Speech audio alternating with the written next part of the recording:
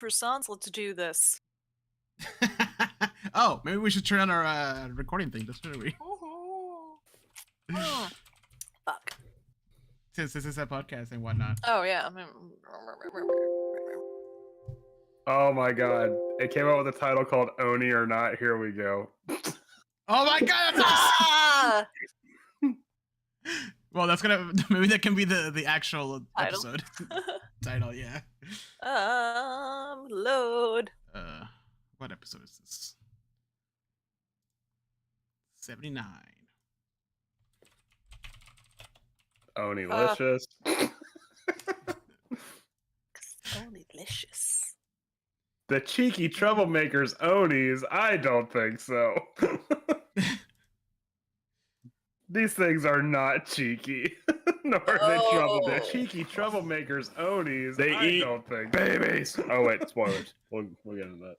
Oh my god, no. My GarageBand is trying to download its sound pack again. And I said, no, don't download that. And it said, I'm doing it anyways. And it says it's going to take an hour. Can you still record even if you're not? Nope, it's not letting me open. Like, I just have a... Like, we're downloading this. You can't open me. Oh, okay. You can't force stop it?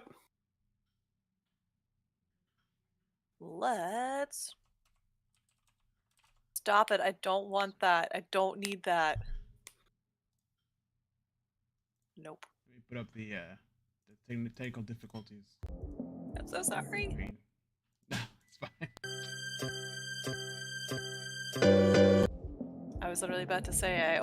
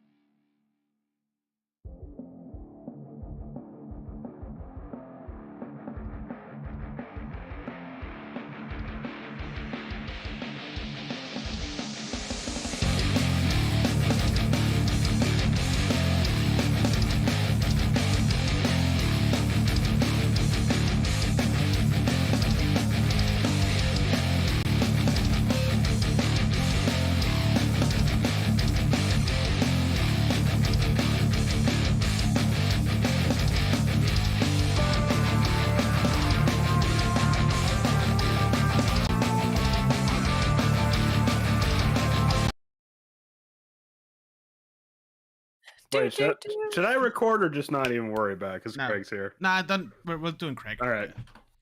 Craig's got it. Yeah, Craig got this. Under control. I'm gonna close mine too. Thanks, The Craig. cool thing is that it does separate tracks and everything. So. All right. The stream is going. Facebook is up. Let me do The head is YouTube. hurting. My head is hurting. Yeah. I got a mosquito bite like right in between like the webbing of my fingers, and it's bothering the piss out of me. I hate that. I had a mosquito bite me right on my like upper cheek the other day, like a little beauty Oh my mark God. right here. Yeah, I had no idea. I looked at my face. I was like, "What the fuck is wrong with my face?" Because No, I went to Twitch, like the homepage. It's like a half naked woman in the front. I'm like aggressive. aggressive naked. Like there's only like little tape covering things. I'm like, Twitch. Calm down. Oh my God, that's terrible.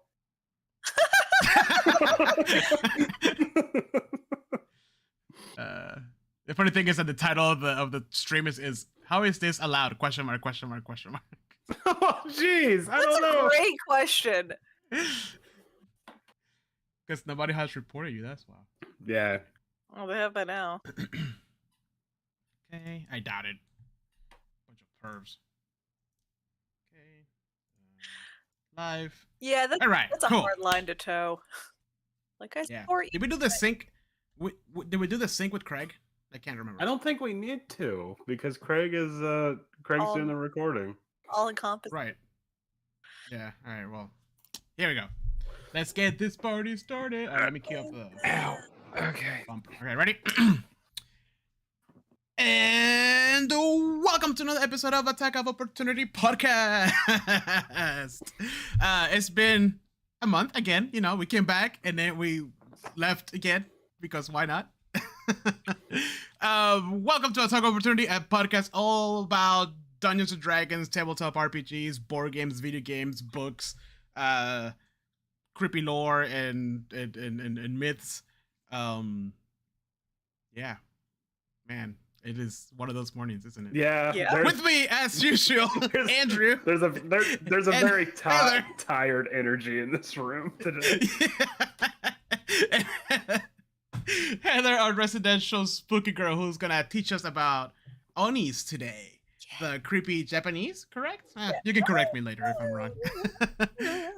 Monsters and how they compare to their Dungeons and Dragons counterparts. But before that, let's play that music because we play we pay like $20 for it. We're gonna get the most out of it.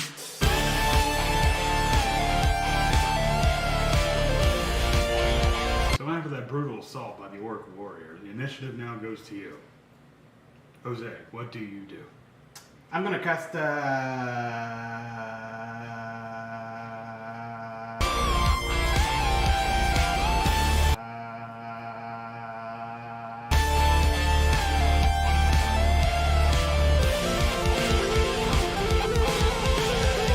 That is weird.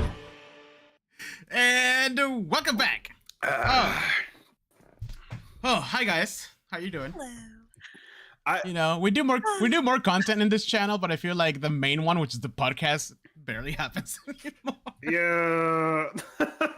Man, this year has just been like every Sunday, like something just nope, screw you guys. It's just been a very unfortunate year. That's all. Yeah. I don't know. It's definitely been a lot of like, hey guys, it's almost Sunday. Like, there's a day known as Sunday. Oh shit. Yeah.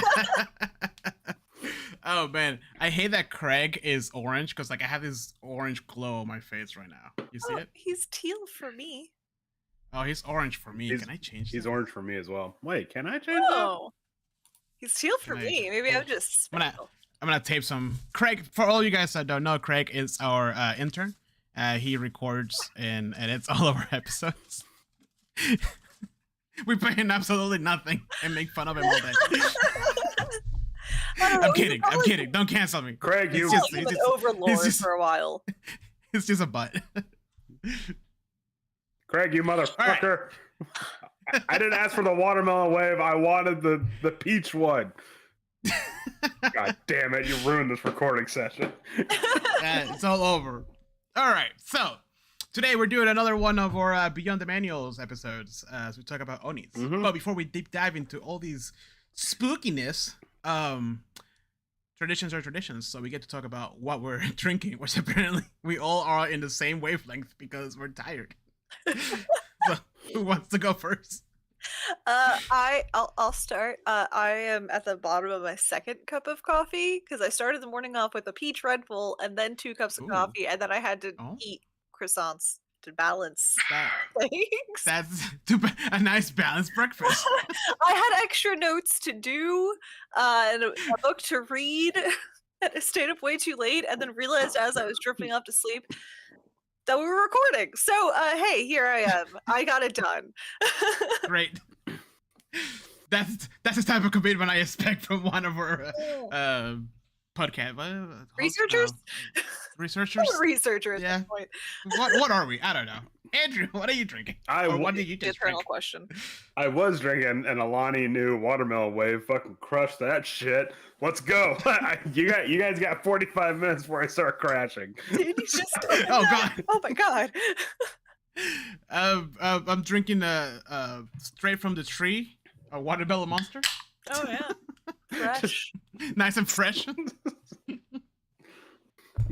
But All right. tell you what a hot ass time we've had in Florida so far recently, by the way. I literally cut the top off of a watermelon and just started scooping it out with a spoon the other day because I was so over being hot and didn't want to make anything. You know what? I've Just always carried it wanted. around sounds like great. a little baby.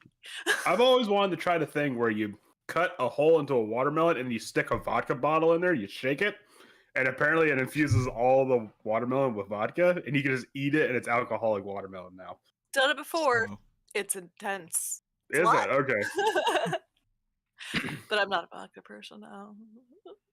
Well, I mean, I would imagine vodka would probably be the best because it's just alcohol, Oh, just alcohol. grain alcohol. You know. actually, soju will be best because you can't even taste the alcohol. Okay. Ooh, All I right. wonder if there is like a watermelon infused like soju or sake or something you could dump in there. Probably. Yeah, there's Ooh. a bunch of flavors. The Luddy Market down the street has like all kinds of flavors, God, including peach. I love a good hot sake. Oh Jesus. Okay. Yeah, and 100-degree weather in Florida. Yeah, just Sure. leave it outside for 5 minutes. You'll be fine. Yeah, exactly. Just put it on the hood of my car. Done. It'll be boiling in no time. I went into All the right. store for 5 minutes. Perfect. So as promised, we get to talk about Onis. Yeah. I don't know who I promised that to, but we promised. Mainly Andrew, actually. No, he promised me something, and we still haven't done it yet. I got you. Hey, it's gonna take time, Andrew. All right, it's gonna take time. Are we still but talking it's gonna about happen. Lancer here? No. No. Yes. I feel like the only conversation has been about Lancer for a long time, but maybe that's just me. Okay, I promise Andrew, because he was like, even like the day before he started DMing again. He was like, I gotta play Lancer. He sends me like one adventure. So I was like, Andrew, I will learn the rules and I will run the game for you for that time. No, you're underplaying it. Heather, I've been having dreams about Lancer. Like straight up like fucking dreams about Lancer. I was gonna say you sound a touch rabid at this point. Yes. I don't know how he's concentrated on Rime of the Frost Maiden, but he is. So I told him that when he starts burning out again and going low on energy, I will do one session of Lancer and then we can go back to Rime. Andrew's gonna Just to bust get out of out the the way. fainting couch just to get to Lancer faster. Drag Damn him it, I out. should- Oh, I'm done. Oh, Yeah, And then 2 sessions in. Oh no. Yeah, it'd be at the end of the next session. Whew, man, I'm really starting to feel this campaign. Time for another hiatus. I will rebel. It'll be bad. Heather will cancel Andrew and put him in RPG horror stories. I actually feel really invigorated. So like Oh, good. I was telling Jose, like, for the first time in a long time, I feel like equally nervous and excited. Like there's like a nervous energy going into our last session, which is good. Which means like I'm like probably caring a little too much about it. Like want to make sure you guys have a good time and stuff. So I've been Well, we so hated it, excited so. to get. No, fuck off.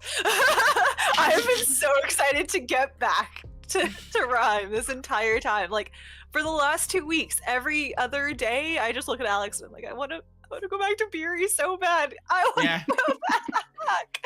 Yeah, because we started with like one adventure, and then we're like, oh, let's do one more. Why not? It'll be nice and quick. It wasn't. It wasn't. They were the extra session, and I was like, I'm gonna lose it. Yeah. All right. Well, that's for later. That's for after we talk about our main topic, which is Onis and how they compare to their Dungeons and Dragons counterpart. Whoa, let me. So- This got really loud out of nowhere. Hold on.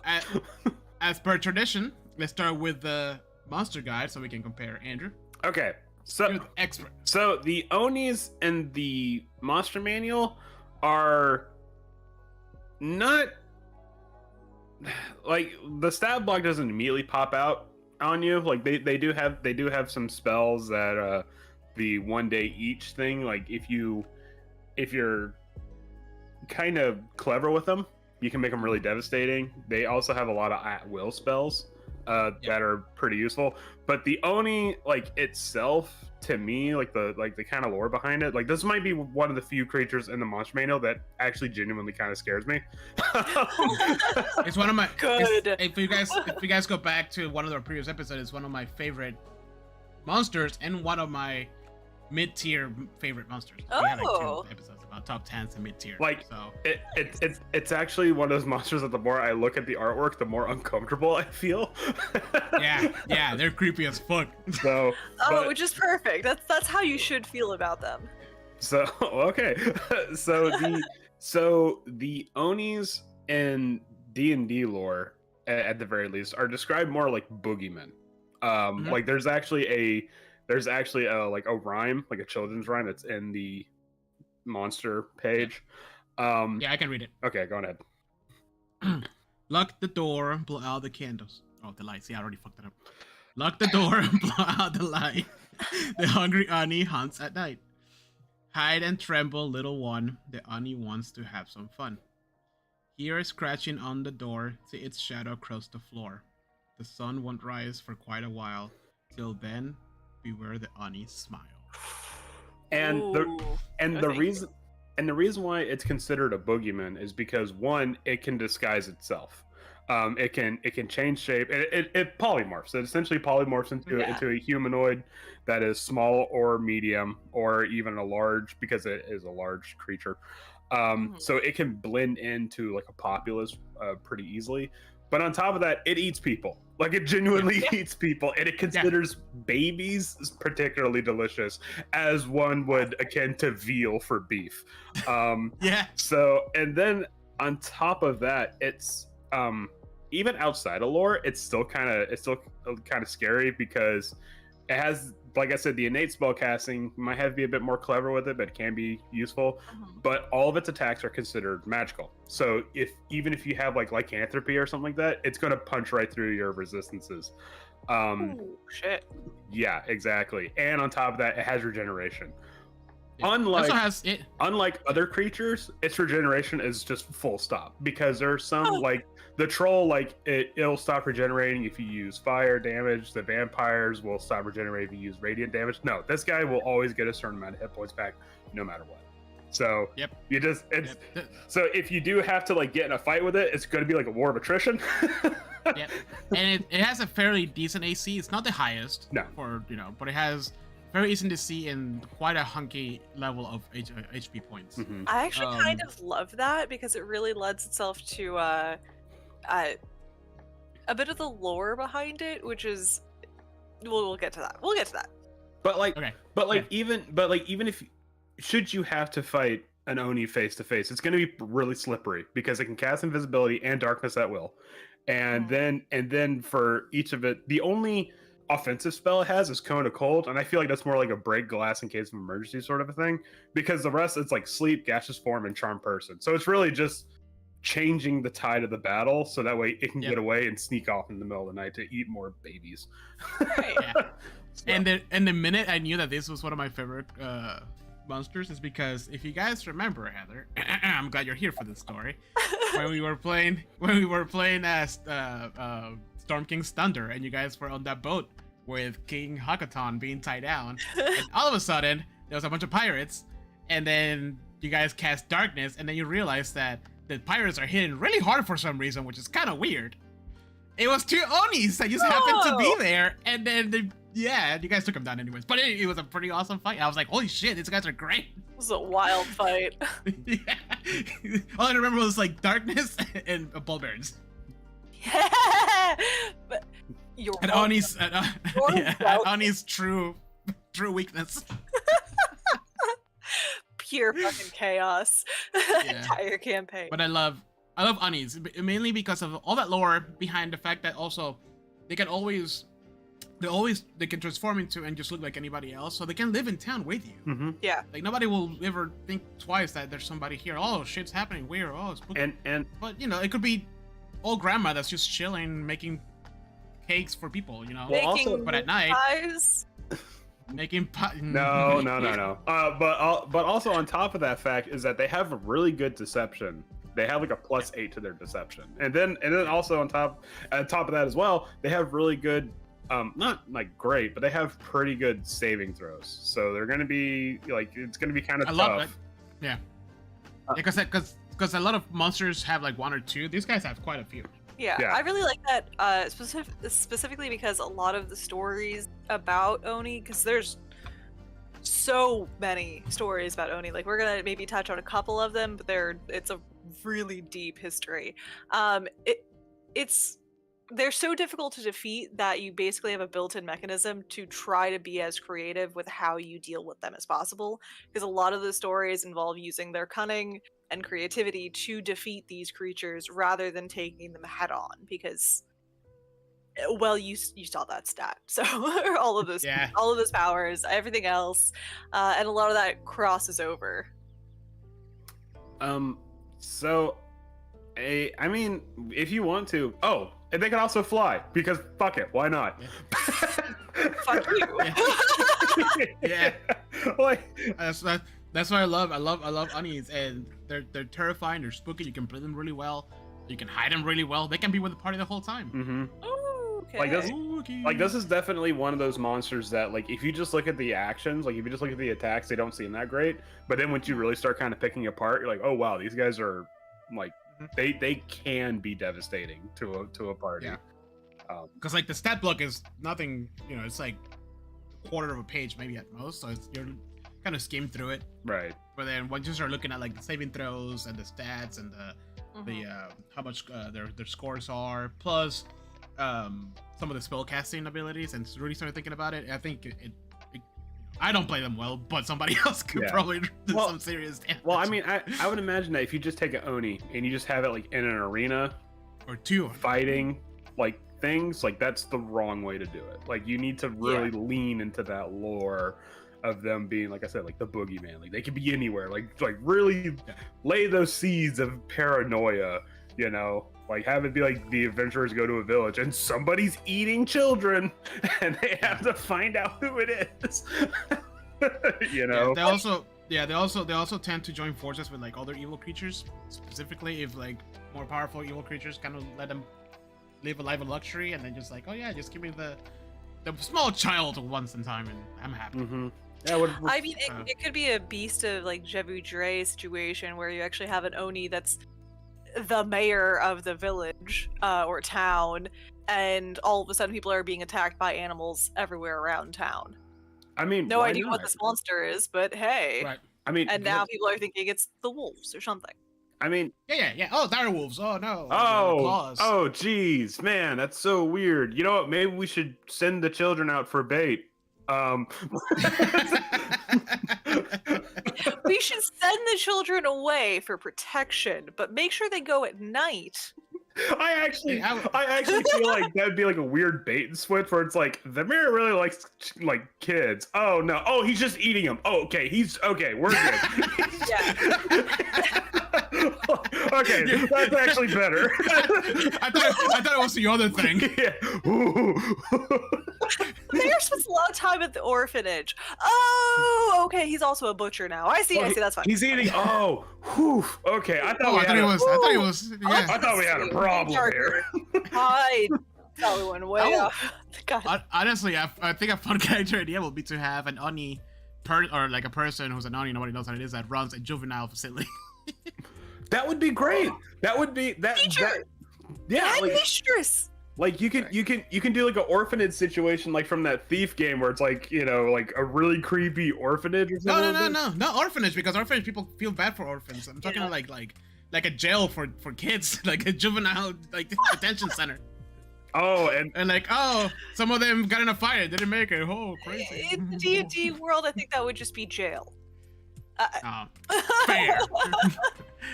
But in my D&D world, it would be the juvenile detention center for kids between the age of 2 and 10. I was gonna What? say Two? like a rich boarding school, because people feel less bad for rich. True, that's a good one too. oh yeah, and the affluent are especially delicate because Yeah. Because they haven't gotten to do any hard labor. it's like human foie gras. Fatty livers. Hold on, the Oni's eating the rich. Is he? I'm kind of on his side. There we go. You're getting the lore of the Oni. You're understanding now. The adventurers are gonna kill him. It's like, wait a minute, hold on. Who have you killed? Hold up. Bezos kids? Hold on. You know what? Team huddle. Okay, so we Listen. didn't see this happening. Okay. So he ate What? the kid's parents during a parent-teacher meeting, but the kid's parents were dicks. So Yeah, cool with this, right? yeah. I mean, The kid's wealthy now. The parents are out of the way. He gets to do what he wants. I think it's all good. I think it worked out. and he's probably gonna eat We'll the call kid. the cave. We'll call it the cave to the person who hired you. He's like, oh, I can't beat him. Dude's strong. Like, oh, just, you know, Nope. we tried. We really tried. Oh yeah, really no, hard. we totally took care of that Oni. Wink, and then I skipped down. Oh shit! That'd be pretty funny if like you get like a small mayor or something who hires you to save like their kids or whatever, but everybody in town is just trying to like, tell you not to save the kids because they know what's happening. It'd be really confusing for the players. Like, what?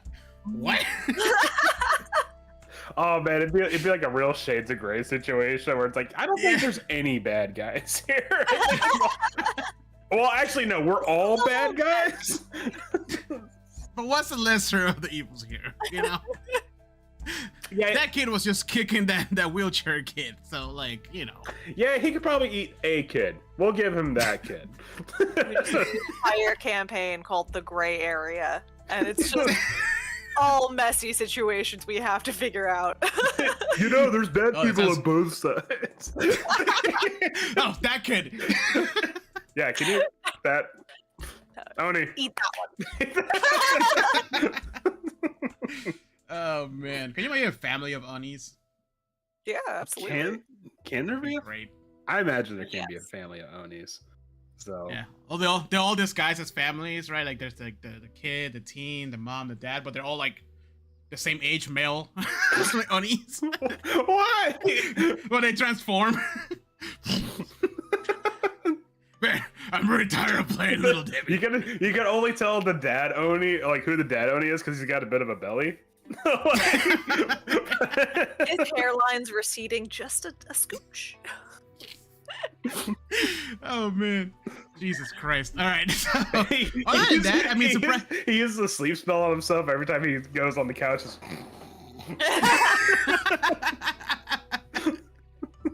But the minute you change the channel, it's like, oh, I won't touch it there. Someone's Yeah, every time we pop opens a beer, that he's like, haha, spell. Anyways, Oh man, yeah. So the surprising thing about it is that it's like literally it's like a quarter of a page, both lore and that's it. yeah, that's the whole thing. But there's enough flavor in there to come up with all this bullshit we just came up with. Yeah, that's very true. And honestly, they did a pretty good job of like encapsulating a lot of that like personality, I think, once you get down into the lore, because they're not all straightforward like evil cannibals. There's a lot of like duality in there, and it actually in some mythology depends on like red Oni are typically seen as being the aggressive, angry, brutal killers, where blue Oni is seen as being more friendly to humans. Like, Oh, so there's different colors. yes, there's different colors, and they all kind of mean different things. But specifically, the red and the blue have like an origin story. Where the blue Oni really wanted to befriend humanity and use their powers to actually help humans, where the red Oni was very much of the idea that See, those guys. stuff like that, I don't know, because I'm thinking back to Tokyo Ghostwire Tokyo, the game the one that you're like in Japan and like casting out ghosts and whatever. He's blue. His spells is blue. The main bad guy has an Oni mask. Guess what color it is? Red. Red. Yeah, and you know, for me, it's always been like, oh, red versus blue. I get it, yada yada. Yeah. But, like, there's actual lore behind it. Yeah, Yeah, there's I've been- actual lore behind it. Yeah, I knew Yeah. I knew of a red Oni, blue Oni trope, like from like the TV tropes website. I did not realize there was Right, actual right. historical backing to it. That's actually Yeah, pretty there's cool. actually a mythological story about essentially the blue Oni wanted to befriend humans, but humans were so fearful of the Oni in general that the red Oni then began attacking humans to show that the blue Oni wanted to help them. He essentially created a villain for the blue Oni to fight against to show the humans that this Oni wants to be your friend, essentially allowing himself to be banished to the outskirts. The red Oni to be banished to the outskirts, and the blue Oni to be able to befriend the village that he wanted to save. What a good friend. I Wow. know! Wow. That red so Oni. funny. That red Oni Yeah, also for has. real. That red Oni also completely underestimates how xenophobic people can be. like that'd be like, oh, I'm a red Oni, and they'd be like, oh no, now there's two of them. Ah! Yeah. I love Wow, that but that's a move. crazy- Cool. That's a pretty awesome story. I had no idea, because it's so. Maybe the red Oni just really doesn't like people, so he was like, just let me be. I mean, Like, that was pretty I'm much it. nice. He's like, I don't care about these people. I think they're kind of delicious. But I don't want to be friends with them. So he. What a good friend. Wow. Yeah. Wow. No, Andrew, would you eat people so I can be nice? So they will like me? Would you attack and decimate a village and attempt to eat babies? So So that I can look better? so he can become the savior of the village? no. Wow. I thought we were friends, Andrew. I mean, I kind of have to worry about like my personal life. I think you would do I would do it. great. I would do it for you. I think you do great as a hermit in the mountains. I think you would thrive there. I It's- would love that. Actually, we were actually recently talking about like, man, I really wish I was like a park ranger, but not in Florida. No, like up in somewhere. No, It's like between like $40,000 and like $56,000 a year just to live in a tower in the middle of the forest, just minding your own business. You know how much I could get? How much rain I could get done? That's true. Absolutely. All you have to do is just like, does it smell like fire? No? Okay, good. But it was a good day. I occasionally check the wood for meth heads. Okay, we're good. Yeah, sure. I don't know. There's some spooky stuff out there. Exactly, even better. Like- What's the spookies? No. Like, Skinwalkers and shit. You know? Oh, no. absolutely not. They start screaming at me, I scream back at them. Ah! ah! Yeah, you don't like it when I do it, do you? the grumpiest hermit. Even grumpy to ghosts and demons. Most of the people out in Florida is like swamp lights, and I'm not. Yeah, no, I don't. I'm not dealing with a will-o'-the-wisp. We're not going there. We don't follow those. Also, the heat and the humidity. And the mosquitoes and the gators Yeah. and the no. snakes. Park ranger for like, I don't know, like Colorado or Montana or something like that. Exactly. Nice, Little nice and Utah. pretty. Utah, yeah. Play Firewatch, dude. It's an excellent game. So, Both of you, play Firewatch. It's super relaxing. It's really good. It's about a park ranger and it's awesome. We've sort way Sure. off topic. So, Yeah. we're gonna get down to the Back to nitty-gritty. Onis. Onis, they are a form of yokai, which is essentially a supernatural entity or spirits in Japanese folklore. They are typically described as being demons, orcs, ogres, or trolls. And it kind of Oh. depends. Some of them are known for living in the outskirts of civilization, like right on the outskirts of town in those thick forests, up in the mountain regions, in caves, on islands, abandoned fortresses. But some of them are also known for being the denizens of hell. Specifically, they are in some depictions of Buddhist hell, they are actually the torturers, the ones assigned to torment souls for all of eternity and do all those real awful things. So, I would say depends on where they're located. Huh. So they're like, Yeah. We forgot to mention, by the way, real quick, that in the D&D lore, it does say that they're distant cousins of the ogres, but related. Oh. Nice. yeah, actually they're called ogre mages as well. So Yeah, because the innate ability to cast spells. I was gonna ask, are they considered infernal or demonic or? they're actually considered giants. Huh. Yeah. Interesting. Yeah. Why? I mean, yeah, they're big, I guess. Well, I mean, Yeah. because the ogres are also considered giants as well. Yeah. Yeah. So Yeah, but ogres Ooh. are giants. Where Mhm. like Oni are their own special thing. well, it's okay. So in like D&D lore, there's the ordning of like storm Yeah. giants all the way down to hill giants, and then below hill giants you got like all the weird ones, like ogres and the the two-headed guys, the cyclops. Yeah, the head and Ettins are one of them. Yeah. Yeah, but there's the one with a weird name. It's like a long weird name. Yeah, there's the Femora as well. Oh, and yeah. then- Which and then- actually comes from Greek mythology. Okay, maybe we should talk about that one too. It's on my list. I have a very pretty list. We need to do. I didn't know the flail snail was an actual thing. Like I thought it. Anyways, off topic. But so then below hill giants, you got all this weird like it's like not quite giants, but I guess okay, sure, whatever. Like what's the word? Like honorary giants, and because ogres are because Onis are a cousin to ogres, they kind of got like grandfathered in to like the giant class.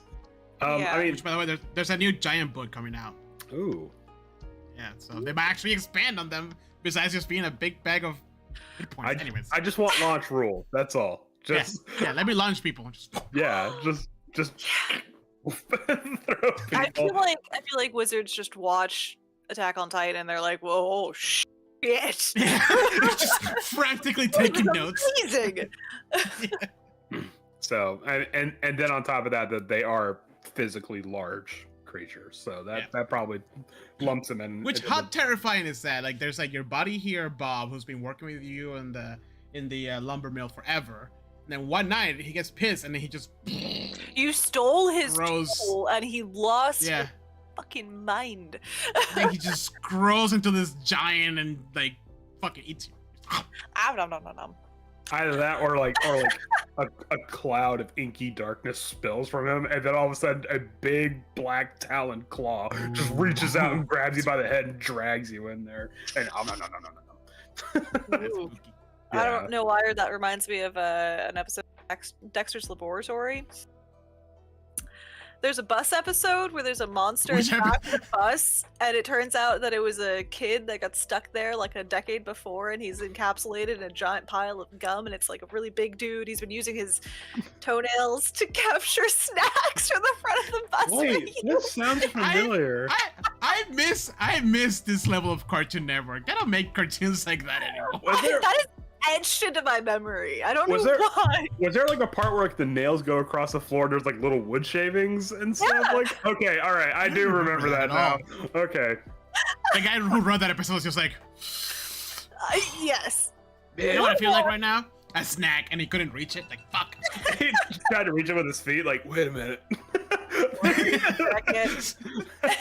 starts writing down the episode synopsis. Whoa, dude. Speaking of super long toenail claws, they were Not good. I love how you tried to reel it back. Good segue.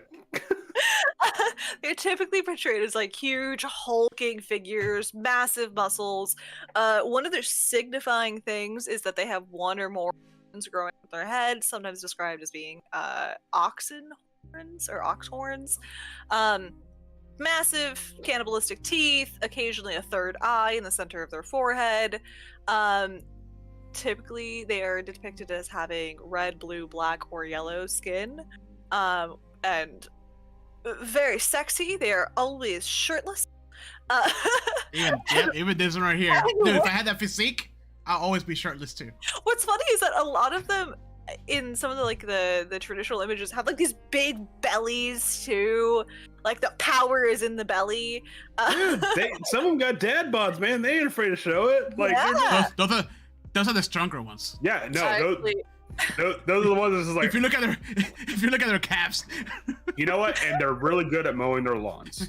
yeah, and they've been carrying baby Onis for like 18 years. This Yeah, is from yeah. Look at him. Look at those legs. Dude, He's- one kick from that, you're done. They always have a loincloth, and a lot of times it's a tiger pelt. Don't really know what the tradition or the meaning behind that is, but they are always carrying like an iron club, which is even more terrifying. They just have a girder they're about to smack you with. It's like not like iron studded. It's full iron. It's literally an iron club. It is Holy described as an shit. iron club. Okay. Yeah, it's called a kanabo. Which I don't know if that is properly how to pronounce that. Don't come at me. I'm so sorry. Sure. They have 3 to 6 digits on each hand and foot, and they have these massive claw-like talons on every single nail. Okay. And they have the ability to change their appearance, and it seems like in some stories it is based on their emotions. In sometimes it's to trick their victims into following them or trusting them in some form. And sometimes, yeah, it's like their actual transformation from a human to an Oni, which can happen if you commit truly heinous crimes. You need to be really bad. One of those, huh? Yeah. So wait, a human can become an Oni? Or, Yes, okay. and it seems like a lot of the mythology behind Onis being transformed from a human is in the cases of female Oni. It's predominantly male Onis. Like they're the embodiment of rage and primordial murderous nature. So like it is basically described as being a presence without humanity. But female Onis are typically born of extreme jealousy turning into murderous rages, where a woman may be wronged by someone, ends up murdering her former lover, or somebody abandoned her at the altar, so she kills them.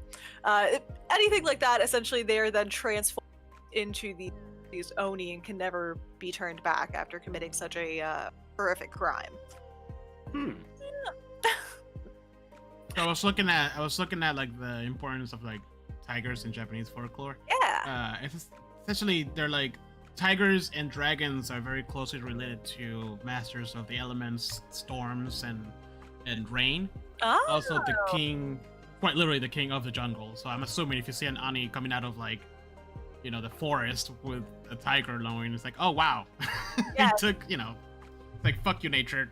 And it's wearing, you know, the most powerful thing in nature for them. I mean, that is true. Oni are associated with the wild a lot of the times because they are kind of the embodiment of the others, like the people who had to live on the fringes of society, that otherness of different people, different cultures, different anything. Like it's been used a lot in history to describe influencing cultures that they wanted to keep out. If that makes sense. Oh, okay. So kind of like when they were isolating themselves from It's the a bit Western of, cultures it's a and bit of a built-in xenophobia. Yeah.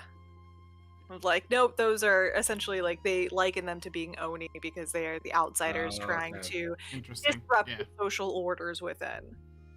Yeah. Yeah. Oh, I mean, I not to be that guy, but like Japanese people are all the way up to now, they still have that level of xenophobia in them. I will Like, say ingrained in them. that this folklore in particular, it definitely it's hard to actually pin down where it stems from because it is found in Chinese narratives, native Japanese folklore, and in Buddhist narratives. Like they're actually like it goes as far back as like the 8th century was one of the earliest ones I saw, but definitely throughout like the 12th century were a lot more of these stories coming about. Yeah, it's like the classic like boogeyman, right? Like Yeah, the absolutely. unknown, yeah. So it's just very embellished and pretty cool in my opinion. I think the visual of the Oni, like the Oni mask and like the Oni, like, you know, just the visual of it, I love. It's so cool. I think it's fantastic how robust the history is because there's so much personality to what could just be read as like a demonic ogre. Yeah. Right. So you said earlier that there's the significance between the red Oni and the blue Oni, but then you also said there's like yellow, black, and whatnot. Is there a significance with those, or is it just like you can just find those out in the wild and they're these colors? I think it's more of that one. The only one that I found a very specific like red Oni, blue Oni story was it's literally called the red and the blue Oni. Okay. All right. No, Yeah, it was just like one instance where there was like an actual like background story to like these aren't you know, linear characters that all are enemies of humanity. Like some of them are actually friendly and bring good fortune. It is interesting that, according to folklore, the blue Oni is considered the friendly one, whereas in the monster manual, the Oni is blue. Blue, yeah. And it's the one that eats babies. So, I don't know. Maybe you can like spin that in a way. Like maybe like you can have like a red version of an Oni that's more what's the word? Like you can have a blue one that's more stealth, and then you can kind of like mix some things up and have a red Oni that's more of like a like power like combat based. So that way you can have the red Oni like messing things up and causing a diversion, while the blue Oni is going in, sneaking in, you know, knocking over cradles and shit. You know, while the party is fighting the red Oni. Because I'll be perfectly honest with you, I kind of don't want to make the Oni in D&D friendly, only because it's such an effective villain. I would actually like to make it more deceitful, if anything. Oh, fair enough. Yeah. I would actually say that it could be pretty interesting if this could just be a homebrew situation. If you made it to where the Oni, similar in like the Goliath culture, like they don't get their names until a certain point. They don't get their color until a certain point. Like say they just all of a sudden like they turn red, they turn blue based on what their actions up to that point have been. Oh, okay. Yeah, and you could have like an interesting moment where you have like maybe one that's clashing. They got ousted because they're like half red, half blue, and they're like, "What is happening? You turned purple." But the purple ones are the sneakiest. You never seen a purple Oni. There's your dirty rogue. You're done. You have a rogue. Heather, in my all of 2 minutes of research on Google, I found a very interesting article, and since you're the expert on Onis, I need to explain to me what is happening in this image that I send you on Facebook. Oh no. Don't actually look at it. It's a real image of an Oni. I know, but like why?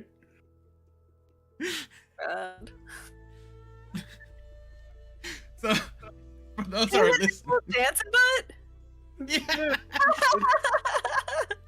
Because I'm doing research over here, just, you know, as Heather's pointing some stuff out. I find this article by some university, and the image of the Oni, he's like running away from the frame, like you can't see his face.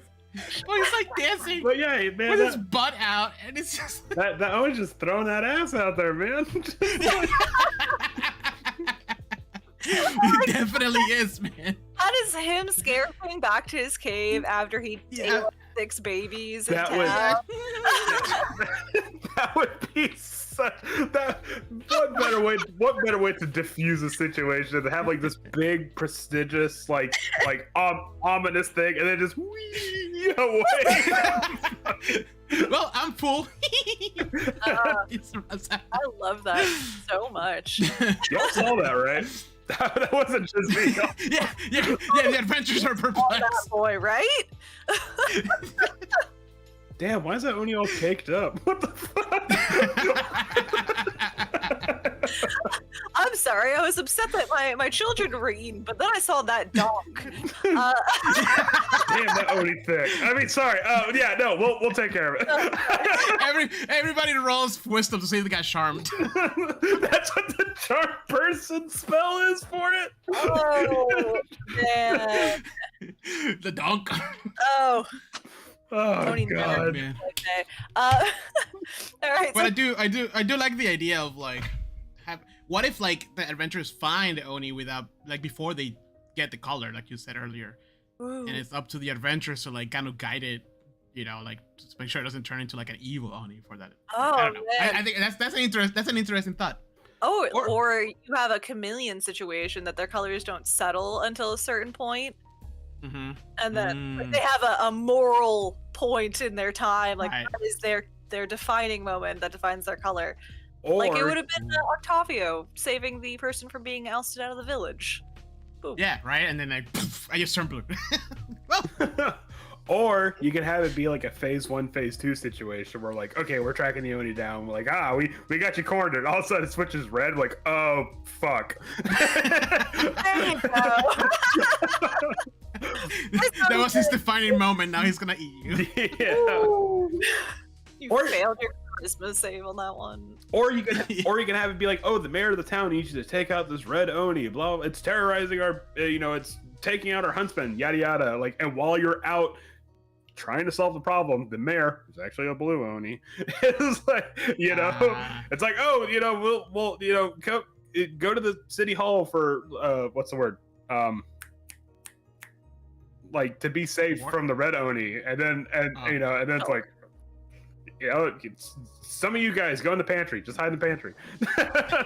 If you could. Don't worry about it. Oops! I accidentally dumped all the seasoning on you guys. Oh, jeez. Oh no, this pot of clarified butter. Oh. Oh no! Oh no, the floor is heated. What? Weird. Oh man, that's so weird. Don't fall in that panko breadcrumbs. Oh jeez. Whatever you do. Okay, no. Make sure. No. You dry hand, wet hand. Okay. Yeah. Don't mix. Don't. He's a good cook. Yeah. Hey, he knows his stuff. Oh my goodness. So they are known specifically for their really horrifically nasty tempers. They seem to embody that like unbridled rage, murderous jealousy, and apparently they have a particular hatred for government officials. In a lot of their stories, I mean, I don't can you blame them? I don't see a problem here. Yeah. In a lot of their stories, they seem to have, situations where they're kidnapping the daughters of government officials as like vengeance, or they're, basically they're really the rebels in the situation. In all honesty, Yeah. That gives a little bit more depth to the whole samurai cyberpunk thing. That their thing is the Oni. Do you think that might be because Lord, it even applies to Cyberpunk Red. Wow, There you guys, go. we're reaching out. Do you think that might We planned that. We know what we're talking about. Do you think that might be because, like you said previously, that Onis like encapsulate kind of like the more natural world? Do you think maybe that's why they don't like government officials, because they're like, going against nature by just bringing civilization or something like that? a little of that, but also Onis really are. Just fuck the system.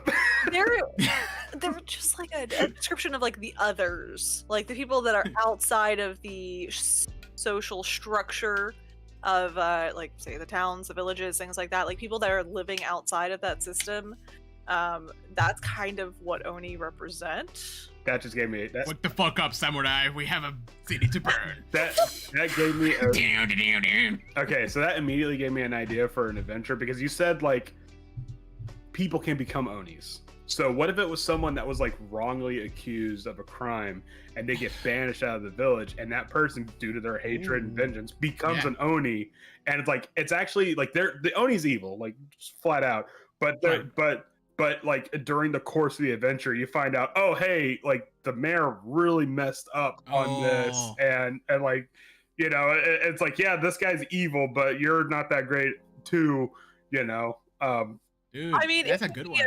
an Oni Boudica situation where a woman was wronged by the burgomaster of the town. Like he, I don't know, murdered her sister, and she lost her damn mind and became a full blown Oni and is now raging a rebellious war against this guy.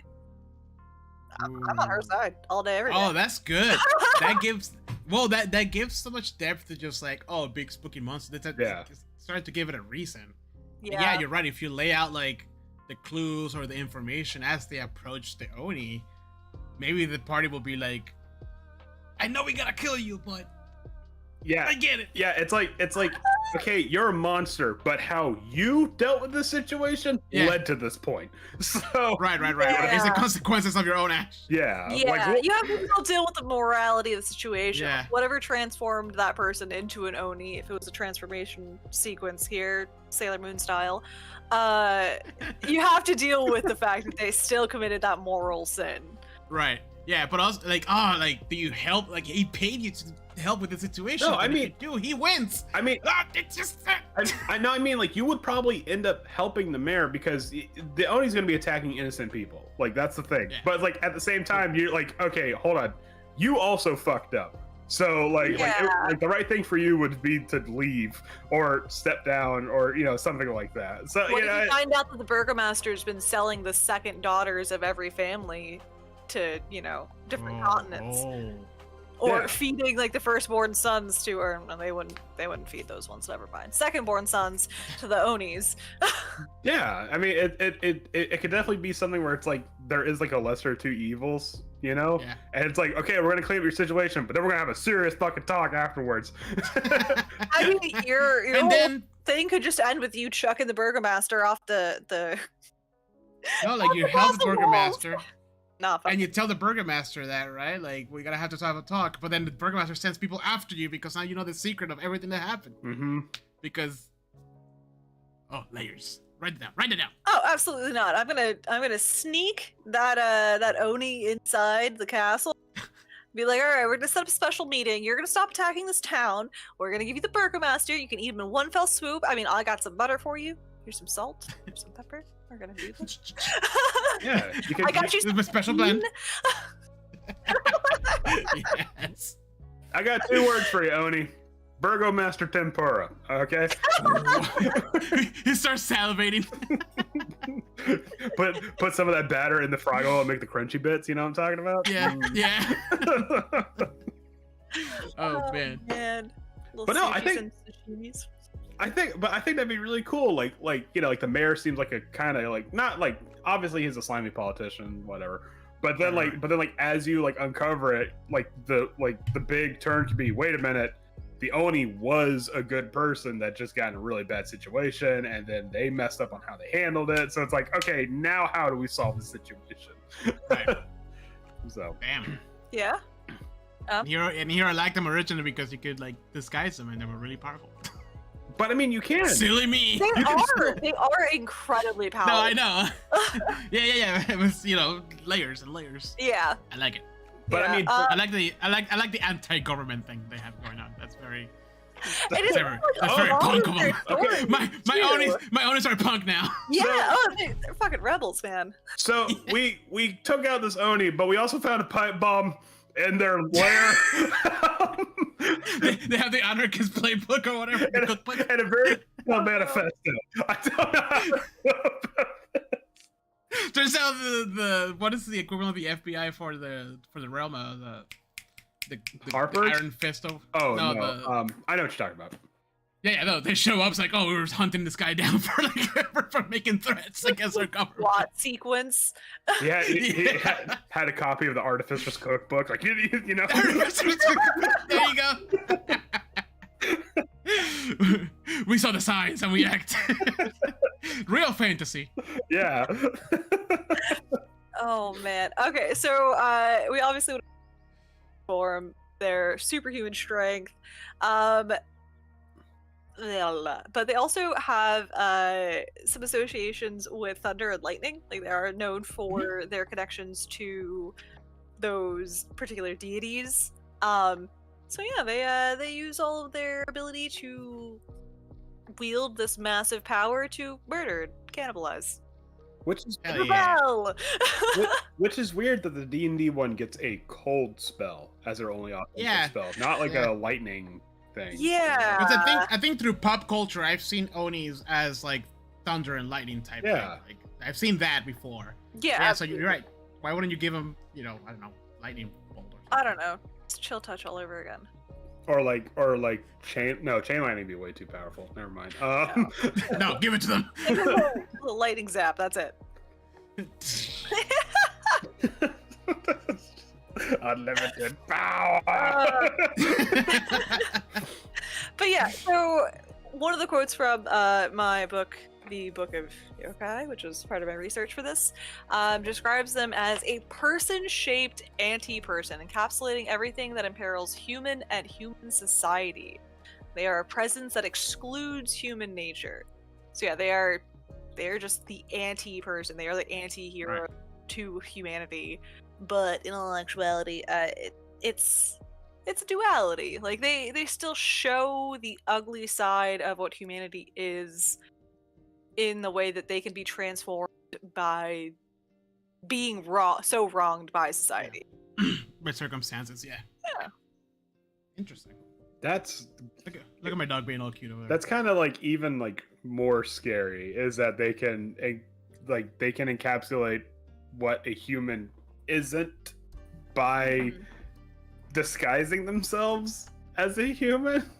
You know, just something about like I said, like the anti-human aspect of it. I don't know. Just a lot of fuel to make these like effectively scary monsters. Yeah. 100%. But what's funny though is like I Ambiguous too. I think they're fantastically flexible. They are super versatile, and you can dumb them down or beef them up as much as you want. Like in some of the tales, they are seen so such intense, like undefeatable monsters, all the way to like bumbling, kind of oafish, like those folkloric characters that always pop up and they just get tricked by the young kids of the story. Like you can play them as intensely as you want them to be, but they're just so they're so fun. Like they're versatile. Yeah. There's a lot of meaning behind them. You can read up on some of this mythology too and like pull some fantastic ideas. I mean, we just came up with like multiple campaign ideas. Yeah. Well, I mean, action here. Well, because I mean, if we really want to do the anti-human thing, like if you were to have an Oni in an adventure that's in disguise as a person, you wouldn't probably make them the most bland, under the radar kind of person available, because like that would, because obviously like someone that pops out and has like a lot of charisma, like you'd be like, okay, that guy, we're gonna put him on the list, but the rice merchant or what the fuck ever, Yeah. that just kind of goes in it, day in and day out, like, oh, okay, they seem like a normal, well-to-do person, and then you go visit them one day and it's like a serial killer's lair. You're like, oh, fuck. Yeah. See, I was Yep. thinking I would make him like the town drunk, because in a lot of these stories they talk about how they have this just insatiable appetite for both humans, food, and liquor in particular. Like in a few of the stories, they are literally gotten drunk so the people can defeat them in some way. So I would just have it be the local drunk. He just came into town to get hammered. He's gonna trail back into the mountains soon. And have a kid or two as an appetizer. That, You know? I mean, who among us has not gotten the drunchies, So, Completely understandable. yeah, exactly. Every time. So you said that some stories about the Oni would you would have to like use their own like wiles and stuff against them. Do you have any examples of that, perhaps? I do. If you don't, that's fine. I don't mean to put you on the No, spot. I do. I just didn't summarize Andrew. them, so I'm just trying. I'm just like because no, we're getting a lot of good like material for adventures and stuff. I think something like that would be cool. Let's see. If not, it's fine. We Don't worry about it. we don't go deeper than one layer in this podcast. Yeah, they're evil because they're evil. Yeah, boo. One story in particular of a village is basically being terrorized by Oni. So the Emperor sends the greatest warrior out to defeat these Onis that have now like taken over essentially an abandoned fortress, an iron fortress it was described as. And along their journey, they're praying to deities along the way. At some point, these deities actually come down to them, give them sake, tell them that this drink will diminish the powers of the Oni, but improve the powers of the humans. So it'll take away their powers and give the humans the Oni's power, essentially, to defeat them. And then as soon as they look back, the deities have disappeared. Interesting. As they're journeying along, they meet another girl who tells them, I believe, like, how to get in there and defeat them, essentially saying, like, you go in there and feast with them, which, you know, apparently was just a regular old feast. They As you do with Anori. that you can wait until they pass out and defeat them. And they essentially make it to the fortress, they schmooze their way in, and convince the Oni to drink this delicious sake that they've brought for them as a gift. And the Oni gets so drunk on it, and the special abilities that have now been imbued in it, the Onis lose their powers, and then the humans gain their superhuman strength of the. So they're able to defeat the Oni and then save the daughters of the government officials who had been kidnapped. That was why the Emperor sent them out to begin with, which I had forgotten about. I mean, yeah. So they had been stealing these daughters of these government officials to eat them and or sacrifice them, and they had to be saved. Do they keep the strength, or does it go away after? No, but they did have to go back to this fortress because as they explored further into it, they found, you know, mountains of bones, hallways of decomposing corpses. There was one mention that really shocked me, and it was basically a woman who was missing all of her limbs but was still being kept alive. oh my god. Yeah, it is bad. It was bad. Oh Jesus. my god, that's some fucking bone tomahawk shit there. Yeah. Yeah. So basically, they had to use their cuttings to defeat them because it was also considered to be one of the strongest Oni. This is the most rough summary of the story that I can do. I am so sorry. Is it in that book? It is. It is in the Book of Yokai by Michael. Because I saw it and I look-y kind of want to get it because it looks pretty. So Really okay. good. It's really detailed. I will say that. Like, it's fantastic.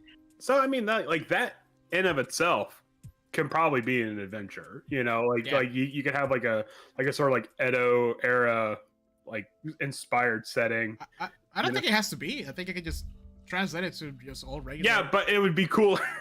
No, okay, just regular Forgotten Realms, okay? Sword Coast, just that little bit. We don't go anywhere else. Okay, Western I mean, fantasy can take story. Western fantasy can take a seat for a second, all right? Let other No. okay, but no, I mean like, but you know, like maybe the cleric gets a vision from his god, like, hey, you need to crack open a cold one with these Onis, you know, and then you can then you get like a it could be like a potion of giant strength or something like that. It helps you just beat the fuck out of this Oni. Oh, there you go. So There you go. Or just make the potion draw the you know, and no, just make the potion do exactly what the story did. well, no, that's what I'm saying. Like, Potion but like, of sleep, you mix it into the punch bowl. yeah, like this is like something, but the Oni has to drink from it first, and then when you drink it, it gives you the abilities like Right. potion of giant strength, whatever. Transfer Right. potion. Yeah. What if it's a double-edged sword and then they slowly start becoming Onis? I was thinking the same thing. I was like, this could go bad. And then they have to stop it or find a way to stop it. Or they have Or- Start throwing up. Or going back to the whole like murdering and stuff like that, like violence can lean into Onianism. If you have such a setting, like it can be something like kind of like akin to lycanthropy, We're like, okay, you're really creeping into like the chaotic evil territory. This is gonna start happening. Like, you're gonna have to start making charisma rolls to like stave off like becoming a demon or something like that. You know? I don't know if either of you ever watched Claymore, but it's very much like that. No. No, I've heard of it, but no, I haven't. fantastic.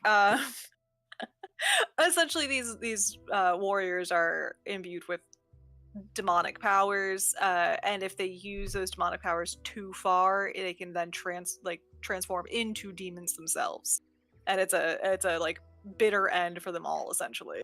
Oh wow. Yeah, Okay. it's very emotional.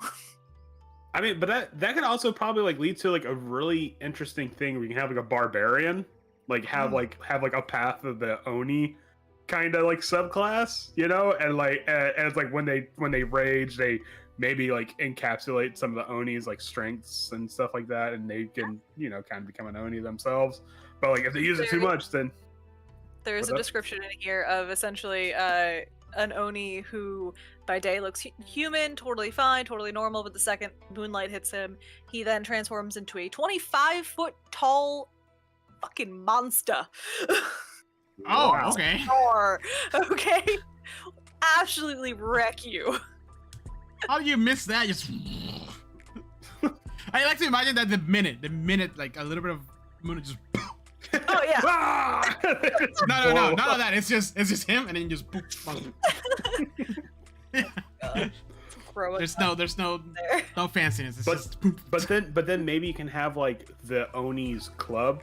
Like you can have it be like a magical great maul, it's like +2 or whatever, but it actually has like the curse of the Oni as well. Like, or like if you use it too much, like if you get too many killing blows with a specific weapon, maybe something will happen. Like I you know. Yeah. Like It's made of iron. wasn't there a blood sword at some point? Like you had to keep. Oh yeah, there was a blood sword, the one that needed to be kept feeding it blood. Yeah. Yeah, Never. I think so. Off the top of my head, I can't really remember. But it I does don't- sound Was that familiar. was that Tomb of the Nine Guts? Was it? Oh man, Oh. look at all of them. Yeah. No. Wait. Oh. No. It was. Yeah. It was. It was Omu. You got it from when you defeat. I think it was like a mummy or something. It was the snake people. Oh, that's very back then. Oh And then you- god. No, I just Wow. remember there was a sword that essentially, after a while, after you began corrupting the wielder. I thought it was you, Jose. Me what? The DM or That the- had it. That had that particular weapon. Either way, yes. Oh. So yes, cursed object. Yes, or yeah, and it can be something that's like if it's a like evil wielder, like if like they're evil aligned while they're wielding it, they can be more susceptible to curse. You know, there's some things just to kind of throw out there. All the more reasons for people not to make evil aligned characters. Oh. I agree. So yeah, it's a fantastic mythology behind them. I feel like I am doing the most half-assed telling of some of these stories, and I deeply apologize to anyone who is more familiar with them. But if you're here, It's gonna be an Oni expert out there. Actually. that's totally fine. I'll just be like, oh, actually, research at best. So, and if you're here listening to us, well, you know what you got yourself into. You're here. but I mean, if you have even a passing interest, get that Book of the Yokai. That you know. Yeah. So good. I You mean, know? it was like $20. It's a really great book. It's super robust and really well researched, and it's maybe 10 pages dedicated to the Oni, and the rest of the other forms of yokai, which I am so excited to Ooh. read about because I we might. get tons of. You ever watch an anime called Mushishi? Oh, man, I've seen it. I haven't I've seen clips of it. I haven't watched it. I love that. Watch it. It's Watch it.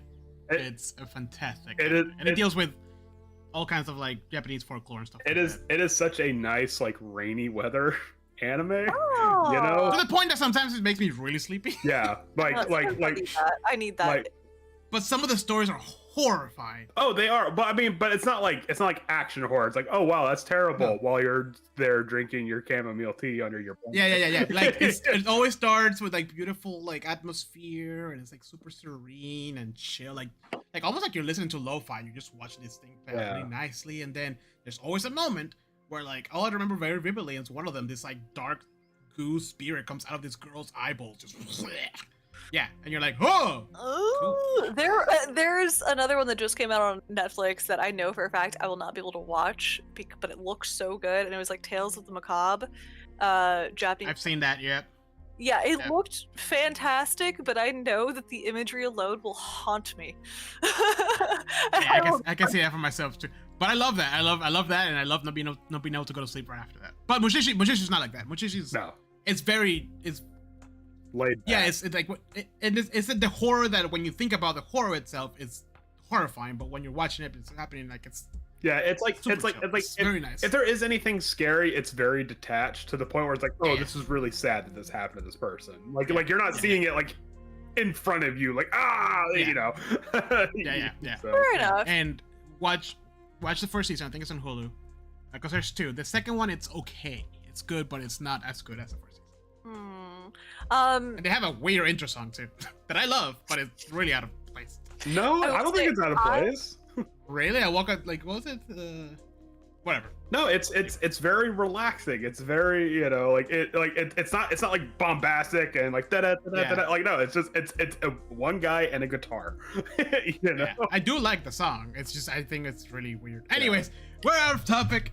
Do we have anything else for the Oni? Because we're an hour and 20 minutes in. No, I was just gonna say that I am super excited to talk more about like yokai and Same. Japanese, Chinese, Asian folklore, because there's a certain like respect for the macabre there that is not, it's not washed out yet. Like a lot of Eurocentric folklore, it's been kind of stripped back, and a lot of those like sharp edges were removed, and it's been Disneyified a lot of the time. And it's so stinking boring, but when then you start getting into like things like Grimm's Grimace stories, things like that, like fantastic, so good. And you can see where a lot of those like weird mythologies have come from, but like yokai is something completely different. Like this is actually a robust history and mythology and stories, and like there's a lot of meaning and nuance, and sexy and scary and awesome, and I want more of it. And it's like there is like Western mythology can be scary, but you're right, it's so diluted and made so safe for the general populace. Whereas like I feel, and I could be completely ignorant, but it's just from an outsider's perspective, but I feel like Eastern mythology, like especially like Japanese stuff like that, if there's anything scary, they lean into it. Like they lean further into it. You know? So I think I have a contradictarian here opinion, but like I don't think it's that at all. I think it's the fact that we're so ingrained with our Western stuff that for us it's like, oh, I've seen this a million times or whatever. Familiar with the tropes of it. That we're like, okay, I know how this ends. I don't know if you guys know, but there's an anime called Yokai. I did not actually. Not aware. And it's or Yokai Watch or something like that, and it's literally It's a little Pokemon things. Yeah, my little brother used to play that. Yeah, or like not super play, cute little yokais. It's so like Pokemon meets like Animal Crossing. yeah. So it's very much like for them, they also have the cute stuff for all this stuff. It's just that we're not so ingrained with it. So when we see something new, that's why Andrew, when we first started getting Netflix and the Party House and stuff like that. Like there were some cool Japanese horrors that were, oh my god, this is so good. It's nothing like Western horror. But no, it was just very new to us, and we didn't know the tropes, and we didn't know like what was gonna happen. Yeah, that's what kept us. That's also very true. There's a lot of the outside looking in kind of perspective on it, you know. Yeah, because like for me, it's always been like, oh, you know, the Japanese folklore and all this is very ingrained in like their religion and their culture and stuff like that. But then, if you think the same, for us, it's also very ingrained in our religion. Very ingrained in our. That's also very true. Like, I doubt you can go to like a normal person in Japan and be like, oh, what are your thoughts on yokai? And they're like, what? You know, like that would be like someone coming like over here and expecting us all to think that we know everything about the Salem witch trials or some shit like that.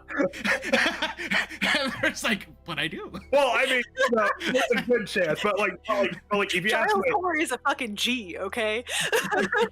yes, he is. Giles Corey was probably the first documented Chad of America. Also a great band. But still, yeah. But I mean, that's like the normal person wouldn't be like, hey, you're a Sasquatch expert, right? It's like, no, okay. I'm saying outside of us. I'm talking like you go to a 7-Eleven. You're not gonna you're not gonna find someone that knows everything. Where? In Washington, in Florida? That's a lot of Yeti action. I'm sorry, skunk ape Yeti. But yeah, well, I understand the point, Andrew. Yeah. I don't. Just verbal examples. You're kidding. Okay, so normal people that do normal people things will Not us. Yeah. I'm just, Not fucking weirdos.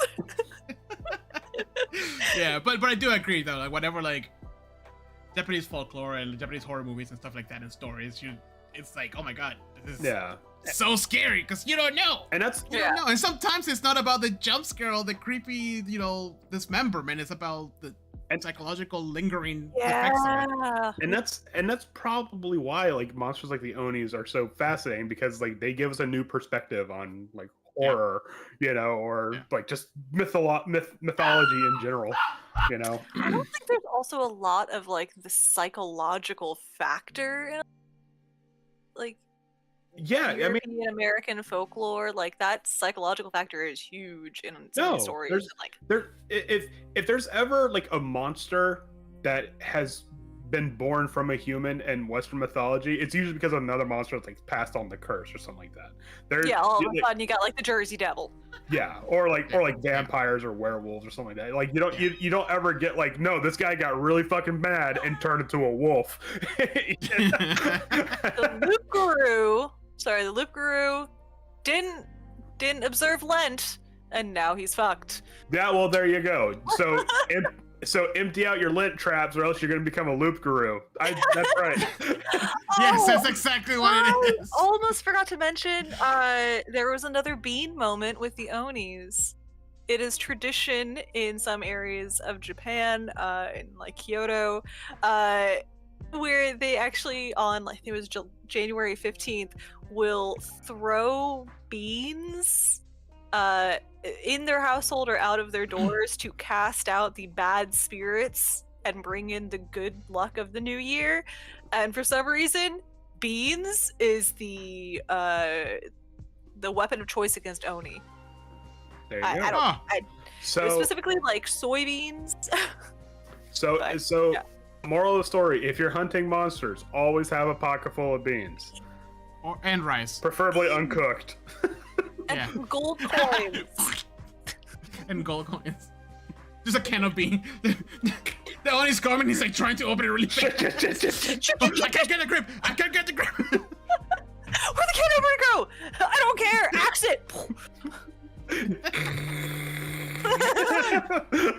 You have no idea. It took everything in me not to just put like a handful of beans on that back step one of our last sessions. It's not gonna stop a lycanthrope and be like, oh hey. You don't know that? Especially not a lycanthrope with Swift's intelligence. So it's like a lot of beans in a clear jar. Can't count them. All right. No, what you should have done was sort of book out there. That probably would have stopped. Oh shit. Yeah, they didn't think of that. Reading. Anyways. Anything else on the Oni? I think that's it. I think we're good here. Yeah, that was a lot of really informative stuff that made my Oni from going from one of my favorites to like probably one of my most favorites now. In general for D&D. I'm really glad this was interesting because it's not something. It's something I had a sentence of knowledge of, and that's about it. Whereas like Banshees, everything else, like I at least had more of a basis. Like this is actually something I had to learn more about myself. So I liked it. This Just let 'em- and this We appreciate you doing all the research. yeah. This also might actually be like the first time that we did a monster where we're like, no, the stat block kind of lines up. Like, Yeah. I'm happy with this, honestly. Like really, all we were doing is adding more personality. That's about it. Mhm. Like it's robust. It's good. They did good. like I didn't see this and felt like, okay, there's a lot of fixing that can be like, no, like this tracks. I'm happy with Yeah. this. You know, maybe tweak a couple things. That's just because it's me. I can't leave shit alone. But you know, like Yeah, Yeah. like And lightning. you can never be satisfied. Lightning damage instead of cold damage. yeah, Right. but Damage. that's an easy fix. Just Yeah. work one out and A put it in. thunder wave, but it's like a belly flop on the floor. Yeah, like I'll just make the belly of the thunder. Get- Originating from. What? give Do about this. give it about 20 more hit points to really signify that dad bod. Yeah. Slaps it with the side of his axe. Just the flat part There of you it. Boom. Oh man. All right, so are we Nice. ready to talk about our own adventure? Yes, because we have been for a month or so now. A lot of things happened. Yeah, a lot of things have happened. What are we talking about? I thought there's like a couple different talking points. What are we talking about now? The Mega Gaming Weekend? Okay, all right. We had a mega gaming weekend. Yeah, I could just For those of you who for the two of you who follow us on Instagram, you probably got to see the story as I frantically kept taking pictures and uploading them as quickly as I could. Which means so that just you drank some beers, yes. yeah. So for a couple of, just to give a little bit of an introduction to this, for like a couple of years now, we've always had some sort of like non-official kind of like gather and play a bunch of board games one weekend and stuff like that. A year ago we did it on Heather's cabin, Yep. which is pretty awesome. So this year I was just like, okay, well, let's take it to the next level, and then we find like a better centralized area. We got a big old Airbnb for a long weekend, where we all pitched in and went crazy with food, drinks, board games, annoying karaoke nights, Hold on. thunderous storms. Keep talking. I'll be right back. I just have to step away. Okay. Thunderous storms, and I think it was pretty awesome, in my opinion. I mean, I think it was a pretty good success. I Yeah. talked the hell out on karaoke night, but Yeah, and I think between Robert and I, we had over like 80 games. yeah, It was a lot. there was a full card table full of games, and we played a fraction of them before Mhm. my lead on game wins was overtaken. But my Yeah. less. Oh yeah, because we also had I keep forgetting the word, awards, but not the actual words. The tally? No. Oh, the awards. I guess awards, but like there's the one that you like. What's the word? Like what you do with like yearbooks, the things you give most likely to do this, most like whatever. Oh, fuck. Awards. Remember? God, I can't remember. I was like, I don't know. I have my awards up here. Yeah, I got mine up there too. Because I was like, how can I make this even more extra for everybody? Yep. First one. And of course, I had to go ahead and design a bunch of awards. I think it was like 22 in total. Yep, best dog whisperer. We had best trader, best role player. We have a bunch of best cook, best all around. These are the It was top tier great. ones. This is all that matters. Yeah. I lobbied for this one. She did.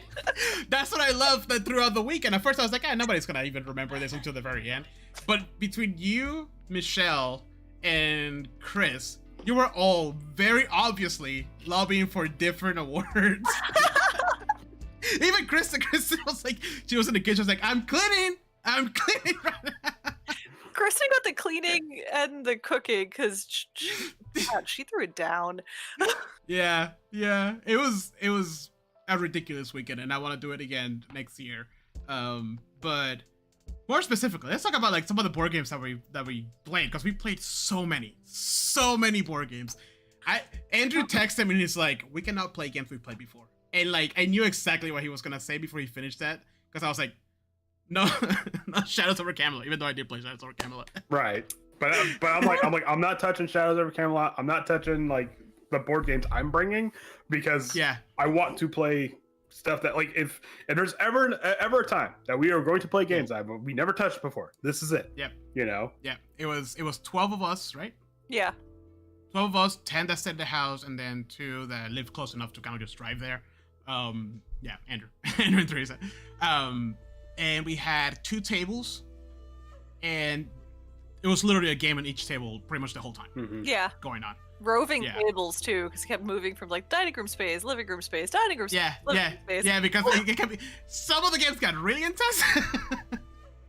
I think my favorite moment of the whole weekend was when Andrew, Robert, Chris, and myself were playing Scythe, and then I think it was Heather, Aaron, Kristen, and somebody else, I think. Oh, Michelle were playing the cat one. What's the cat one, or was it? I didn't play that. No, Photosynthesis. Photosynthesis. Yeah. Oh, that was so like one table. That wasn't Aaron. That was Teresa. And that was when I realized that playing with Teresa is terrifying. Yeah. No. Yeah, she's really good. It's just gonna win. Yeah. Like, I don't know what it was. Just something about the way she was at the board and the way she was holding her pieces. I was like, we were playing Bermuda Pirates, and I was like, I'm fucking terrified. I don't know what, you are calculating, and you are, oh, okay, you're a sneaky one. I see you. Every time I play with her, she wins most of the games. Like, the only one I think gives her like a run for her money is Kristen. And Andrew and I just kind of give up and just start messing her. I actually recently beat her in a game of Photosynthesis, and I will not let her live it down. Nice. And I'm like, that's it. I'm never playing this game again. I'm done.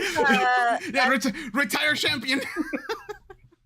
Yeah, but anyway, so there's this really intense game of Scythe, which Andrew and I. No.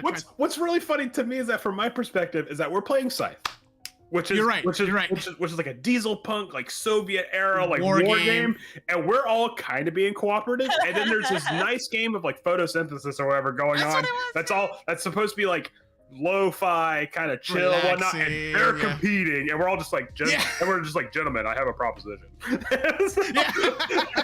They're like, if you don't attack me, I will promise to give you this resource. Yeah. And then over there, they're like, stop doing that, and like, why would this shade on me like that? How fucking dare you? Yeah. although once, because I didn't get a chance to play Photosynthesis on the gaming weekend. We played a little bit later on, and I'm like, wow, this game, you could be real mean at Photosynthesis. Yeah. I was just happy to be playing. I don't think I won that many games. The only games I won were the co-op games. Yeah. Oh. Yeah. I don't think I won any like actual like one player against everybody else type of game. Yeah. I had a couple real pathetic losses against Andrew and Robert playing Quacks of Quedlinburg. I can't believe I missed it. That game is so good. That's such a good game. We immediately bought it after we played it. Like, no, this has to be in the lineup. Do you get the regular one? Or do you get like the big bucks? We got the base game. And we actually played it with another friend of ours, like at work, and they liked it so much they got the big box. It's a great, because it's an easy to pick up. You get it right away. It's like easy to learn, hard to master type game. Yeah. And Robert is so good at it. Like, he sees the Matrix. And the thing about it is that me, Robert, and Teresa were all approaching differently. Like, he's like calculating, like, okay, I have this many chips, so I have this percentage of chance. And Teresa's like buying. Yeah. This is like investing in a lot of good chips and stuff like that. And I'm just like, fuck it, let it ride. I'm just dumping shit in the pot. And it's all equally viable because of how the game is. We're just like, I'm at 7. All right, I still got chips. Let's throw it down. Whoa! Yeah, there we go. That's where I was leaning. If you lean into the chaos energy, it's a lot of fun. Same. Flasks are for quitters. Did the 3 of us play a game together? I don't think all 3 of us play a game together. No, because I feel like, I feel us 3 are so chaotic. We would have been fantastic. At one Like us three playing Quacks and Quedlinburg would just be like exploding cauldrons left and right. Yeah. Yeah, I don't know why, but risking it for the biscuit became like my catchphrase of that weekend. Just multiple times of like, do you like biscuits? We gotta risk it. That's awesome. Yeah, we played I think the underdog game that I didn't think was gonna be as good as I thought as it was the darkness one, the one that Chris brought. The Night Cage? Oh, the Night Cage. Yeah. I've heard a lot of good things about that. I did not get to play it. Oh, you missed out. It's so creepy. It's so simple. I and it's so hard. I'm like, why is it so hard? Dude, no joke. That game was like love at first sight for me. Like I love everything about this game. Yeah. And the fact that it has a soundtrack. Yeah, and the way the design, like the art of it was fantastic. The flavor text was excellent. Yeah. And then Chris went extra and he brought some electric candles. So we turned off all the lights and just put like a bunch of candles around the table. And then at one point we're like, okay, we gotta turn on the lights because we can't actually see what's happening. So we just cranked it up a little bit. Oh my gosh. I think I had to shut down one of your spooky soundtracks. I did shut down your spooky soundtrack. That was after that was the last night that we played Haunted the House on the Hill. Yeah. Andrew and Theresa already left, and it was the last game we played. And I found this track that had like voices, and it was actually really creepy. Oh, it was fucking. Like, I had to shut it down. Super creepy. I was like, I literally was like, I cannot play this game, and this is freaking the fuck out. I need you to stop. there's like creepy music, and then that was like next level creepy. It was unsettling. It was just creepy, like feminine voices, like almost like screaming off the distance, but like. Yeah. And the thing is that because everybody was like, some people were gone, it was like the last night, and so everything was like winding down. We turned off all the lights in the house, all of them, except for like the red lights, I think, from my LED lights and the candles that were around the table. Yep. I mean, I like Haunted Betrayal the House on the Hill, right? Yeah. I don't play it too often because I played it to death, but that was like a special Betrayal the House on the Hill. That was the super creepy, most stressful game. Yeah, because Andrew, you missed it, but Aaron got the haunting, but Robert took over for obvious reasons. And then it was, what was it? It was, he had to kill us, obviously, but we had to perform these. It came down to the wire. It came down to like the last movement, and it had to be the precise roll for the last haunting to happen, because everybody was dead except for Heather. Okay. Heather was the last one that was alive, and it was all up to like the next round. Because Robert was gonna play it right, because it's Robert. Yeah. He was gonna take her out, like no problem. Because every time he killed somebody, he just got stronger and stronger and stronger. Yeah. So by then he had like all these weapons and things and spells. And Heather was like on the other side. It's like, oh my god, I gotta make this roll. Stack of cards. I had every item, every like haunt, every advantage possible. Yep. The last tile that she pulled when she moved was the one we needed. Wow. And it was like, oh my god, I can't believe, like, I don't think I've played a game of Betrayal the House on the Hill that intense. I thought it was great because I have never played that game before, and Robert is going full tactical advantage on me. Yeah. And I'm just like, I'm gonna stay over here. You guys go over there. It's fine. You're all dead? Oh, wow. Yeah. Wow. It was also because Betrayal the House on the Hills can go two ways once the haunting happens. It can either be a very complex and boring and slug of a scenario, or it can be a very, very action-based one. And we got like a really fast pace. I mean, easy to understand. Or unfortunately, based on like where the placements of the players are, it can also be a really quick anticlimactic, like, oh, okay, we're all dead now, Yeah. But we were spread out enough that we had different ways to kind of approach this. Mm-hmm. But sadly, because of Robert, because he's just so good at thinking into the matrix, he just took us out one by one real quick. Except me. I said, I'm not gonna stick with the group. I'm gonna go way the fuck over here. I'm gonna stay as far from you guys because you're getting messy over here. Yeah. I'm gonna go keep collecting items. I had like a crazy a crazy dude who's following me around. I had a Yep. dog. I had an axe and a Yeah. bomb. I had bombs. I had Yeah. actual bombs. Yeah. It was, man, that was a great weekend.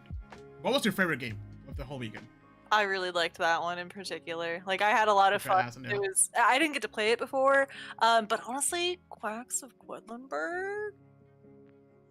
That was my favorite weekend last year when we did it at your cabin.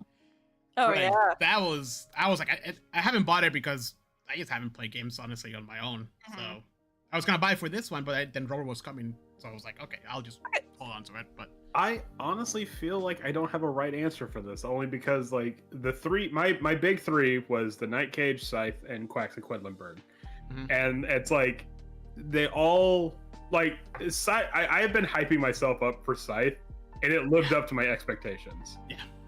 Yeah. Whereas like the Night Cage was like kind of like the Night Cage was something like I felt like I was going to like, and I really did. And the Quacks of Quedlinburg was kind of like a sleeper hit for me. You know, like I did not expect it to be as fun and as addicting as it was. So I mean, I'm really glad that we got to play Scythe for sure. oh my Because god, it's been like 2 years since I bought it, and every time we got together, it was like, oh, we don't have time. It's too big. We have to learn the things or whatever. hmm This time I was like, nope. That was Anders and I's only goal. We had to play Scythe. yeah. That was the only thing. Anything else was cake frosting, but I had to have like Scythe. I had to get that one under my belt. So I would actually probably, just because of that, I would probably say Scythe was like my favorite game. Like because I think that's like the only one where like leaving it, I'm like, man, I could have done this, I could have done that. Mhm. You know, Actually, Scroll. Sorry to interrupt, but Oh my god, Scroll Scroll was so good. lost that my was so good. mind. Absolutely lost my mind.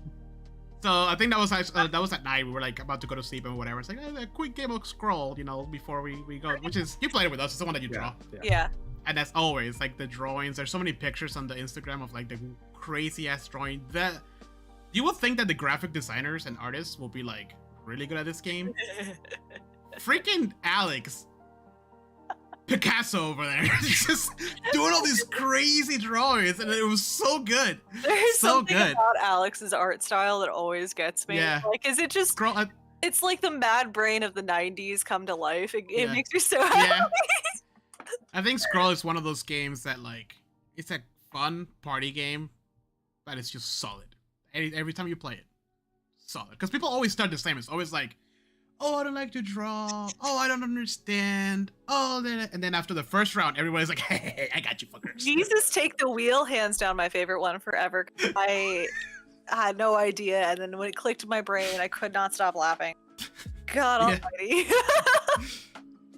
All right, how about what are your lows of that weekend? Karaoke.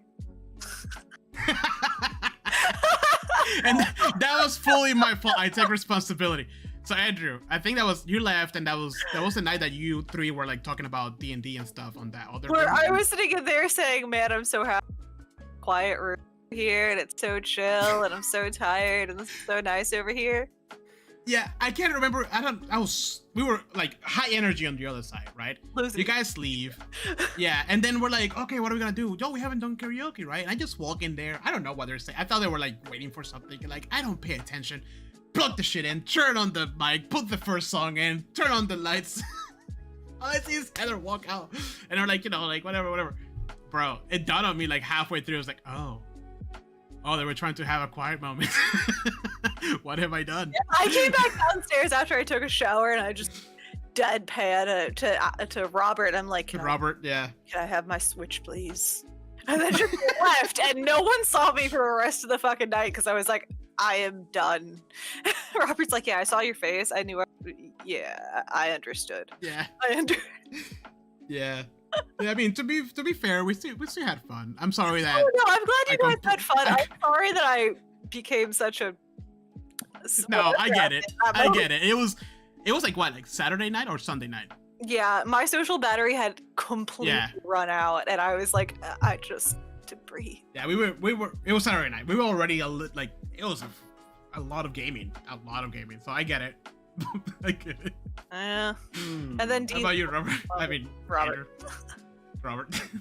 Robert, wherever you are. I really wouldn't even know if I had like a low point. I would actually probably have. Are we gonna say the dog battle? Yeah, I Oh, mean, yeah. yeah, that probably if it's not too sensitive of a topic, just because like the Diesel's entire, healed up now. huh? Diesel's fine now. He's okay. Okay. Well, I mean, it's just because like we were at like me and Trees were like, oh man, I can't wait for Sushi to meet Diesel. They're gonna get along so Yeah. well, and they did not. Yeah. They totally didn't, and we're like, oh fuck, this is a problem. So Yeah, I think it just has. Yeah. I don't think Diesel's a fan of like guy dogs either, or dogs that are about his same size. He's like great with tiny dogs, mhm. but if it's a tiny dude, doesn't like it. I don't know. I mean, it's so weird because I mean, I don't take any offense to it, but like literally up until this point, I've never seen Sushi not get along with somebody. So like it's just like a weird like, okay, there's obviously maybe they're both bringing the same energy and it's counteracting each other. So but Yeah. I think And at the end of the day, like you don't really know how a dog will react. Also, the energy in the house was really high from the yeah. so Yeah, and Diesel gets super stressed really fast, and he's a herding dog, and your dog's also a herding dog, so they are actually bringing the same level, like, no, I'm in control. No, I'm in control. we're actually thinking that Sushi might have some kind of anxiety because Yeah, like and I know Diesel does. yeah, so like yeah, I don't know, like it was just one of those things where it's like I wouldn't really call it a low point, just like kind of like a minor disappointment. It's oh man, like like we were kind of Yeah. hoping like Sushi would make a friend or something like that, but I'm sorry. it's not your Diesel's- fault. Diesel really just likes tiny girl dogs, and that's about it. I have 3 of them. Yeah, except him No. and Mia don't get along, because Mia gives him Yeah. the two. Mia is just so grumpy now. I'm just glad that she manages to just stay on her own like little hole or whatever and just finds her own business. But yeah, Mia at this point she's just grumpy old lady. Yeah, I was trying to keep Diesel away from Mia because I was like, give her some damn space. She has earned your respect. But Diesel Yeah, likes and the one that's Sushi real fast, which I was kind of like, yeah. at least Sushi stood up for himself. Yeah, I know, but And it's then- like I also want to be like, no, that's not right. Like, don't Right. Right. don't become a Like, little good dog for you, on me. good for you for not getting your ass beat, but don't do that again. Yeah, Yeah. I felt So, kind of bad uh, because I just kind of threw Sushi at Teresa when that happened. I literally like grabbed Sushi and I was like, take your dog, I'm tackling. no, I mean, Yeah. it's in the moment, it's completely understandable, So you're acting. It's not like you stood up out of nowhere, grabbed Sushi and threw it. Yeah, I mean, Like I did with, I think it was Mia that one time because I was so used to Diesel that I just shoved her ass over because I tried to play with her and be like, ha ha ha. And she's so light. She's like, woo! yeah. So it's, I mean, it's that's something that like if any of us had any less integrity, like that situation could have gotten real sticky, but we all managed to talk it out. So it's Yeah, every dog got their own little squishy bed and all was fine. yeah. But we have I something think- more important to get to. Oh, well, you signed I didn't go about my low. Oh, I'm so sorry. Fine. Okay, no, it's cool. I didn't want to talk about my His low experience. that we're not going to talk about his low. No, my low was, and I didn't know it was my low of the weekend until after I got home, is that I didn't make that pork for you guys on the last day. Because let me tell you, it was phenomenal. It was the best Caribbean pork I have ever had in my life. It was so good. Oh. So good. Oh. But that's it. Only because we had so much food left over. Like it There was was so a much. lot of food. Holy shit. There was so much taco left over. There was so much fish. Everything. And One thing that surprised me and that I'm really happy about is that all the drinks and snacks were gone. I'm like, yes. well, I mean, but like when we were leaving, and I was like, man, I kind of want to take one of those beers home. And you're like, take as many as you want. I'm like, no, I can't do that. Like, I want to be nice. And then like a little voice in the back of my head's like, Andrew, don't be fucking stupid. Take a couple beers. I'm like, you know what? I'm gonna take a couple. My Dude, fridge is yeah. so stocked with beer right now. Yeah, Those are some So, good yeah. beers. Holy shit. Hold on, guys. definitely a good weekend in my opinion. I think it was a lot of fun. Mm-hmm. A lot of gaming. I'm really glad we got to play Scythe. I'm still want to play Merchants of the Dark Road. We haven't got a chance to play But that. but you saw there was a table overflowing with board games. So it's like you look at that and you have to like already come to the conclusion you're not gonna be able to do everything you want. So you just got to get your top 3 out. You know? And then Robert had like a whole bunch more in the trunk of his card. Oh like my a lot God. more. Yeah. When we were helping He him, didn't bring in. we were helping him pack up. All of a sudden, he opened the trunk, and there were a good dozen more board games that hadn't even made it to the table. Yeah. Yeah. All right. So yes, like Heather said, trying to get me not to talk. Rude. Sorry. We also play a lot of D&D in the past like month or so. A shit ton of D&D. Just like So much good D&D. So if you're still listening to this point, we play D&D on Wednesday, so please make sure to join us around 6:30. I'm sorry, 6:30 to 7 on Twitch. I think it's more like for people that know we play D&D, we occasionally have a podcast. yeah, for sure.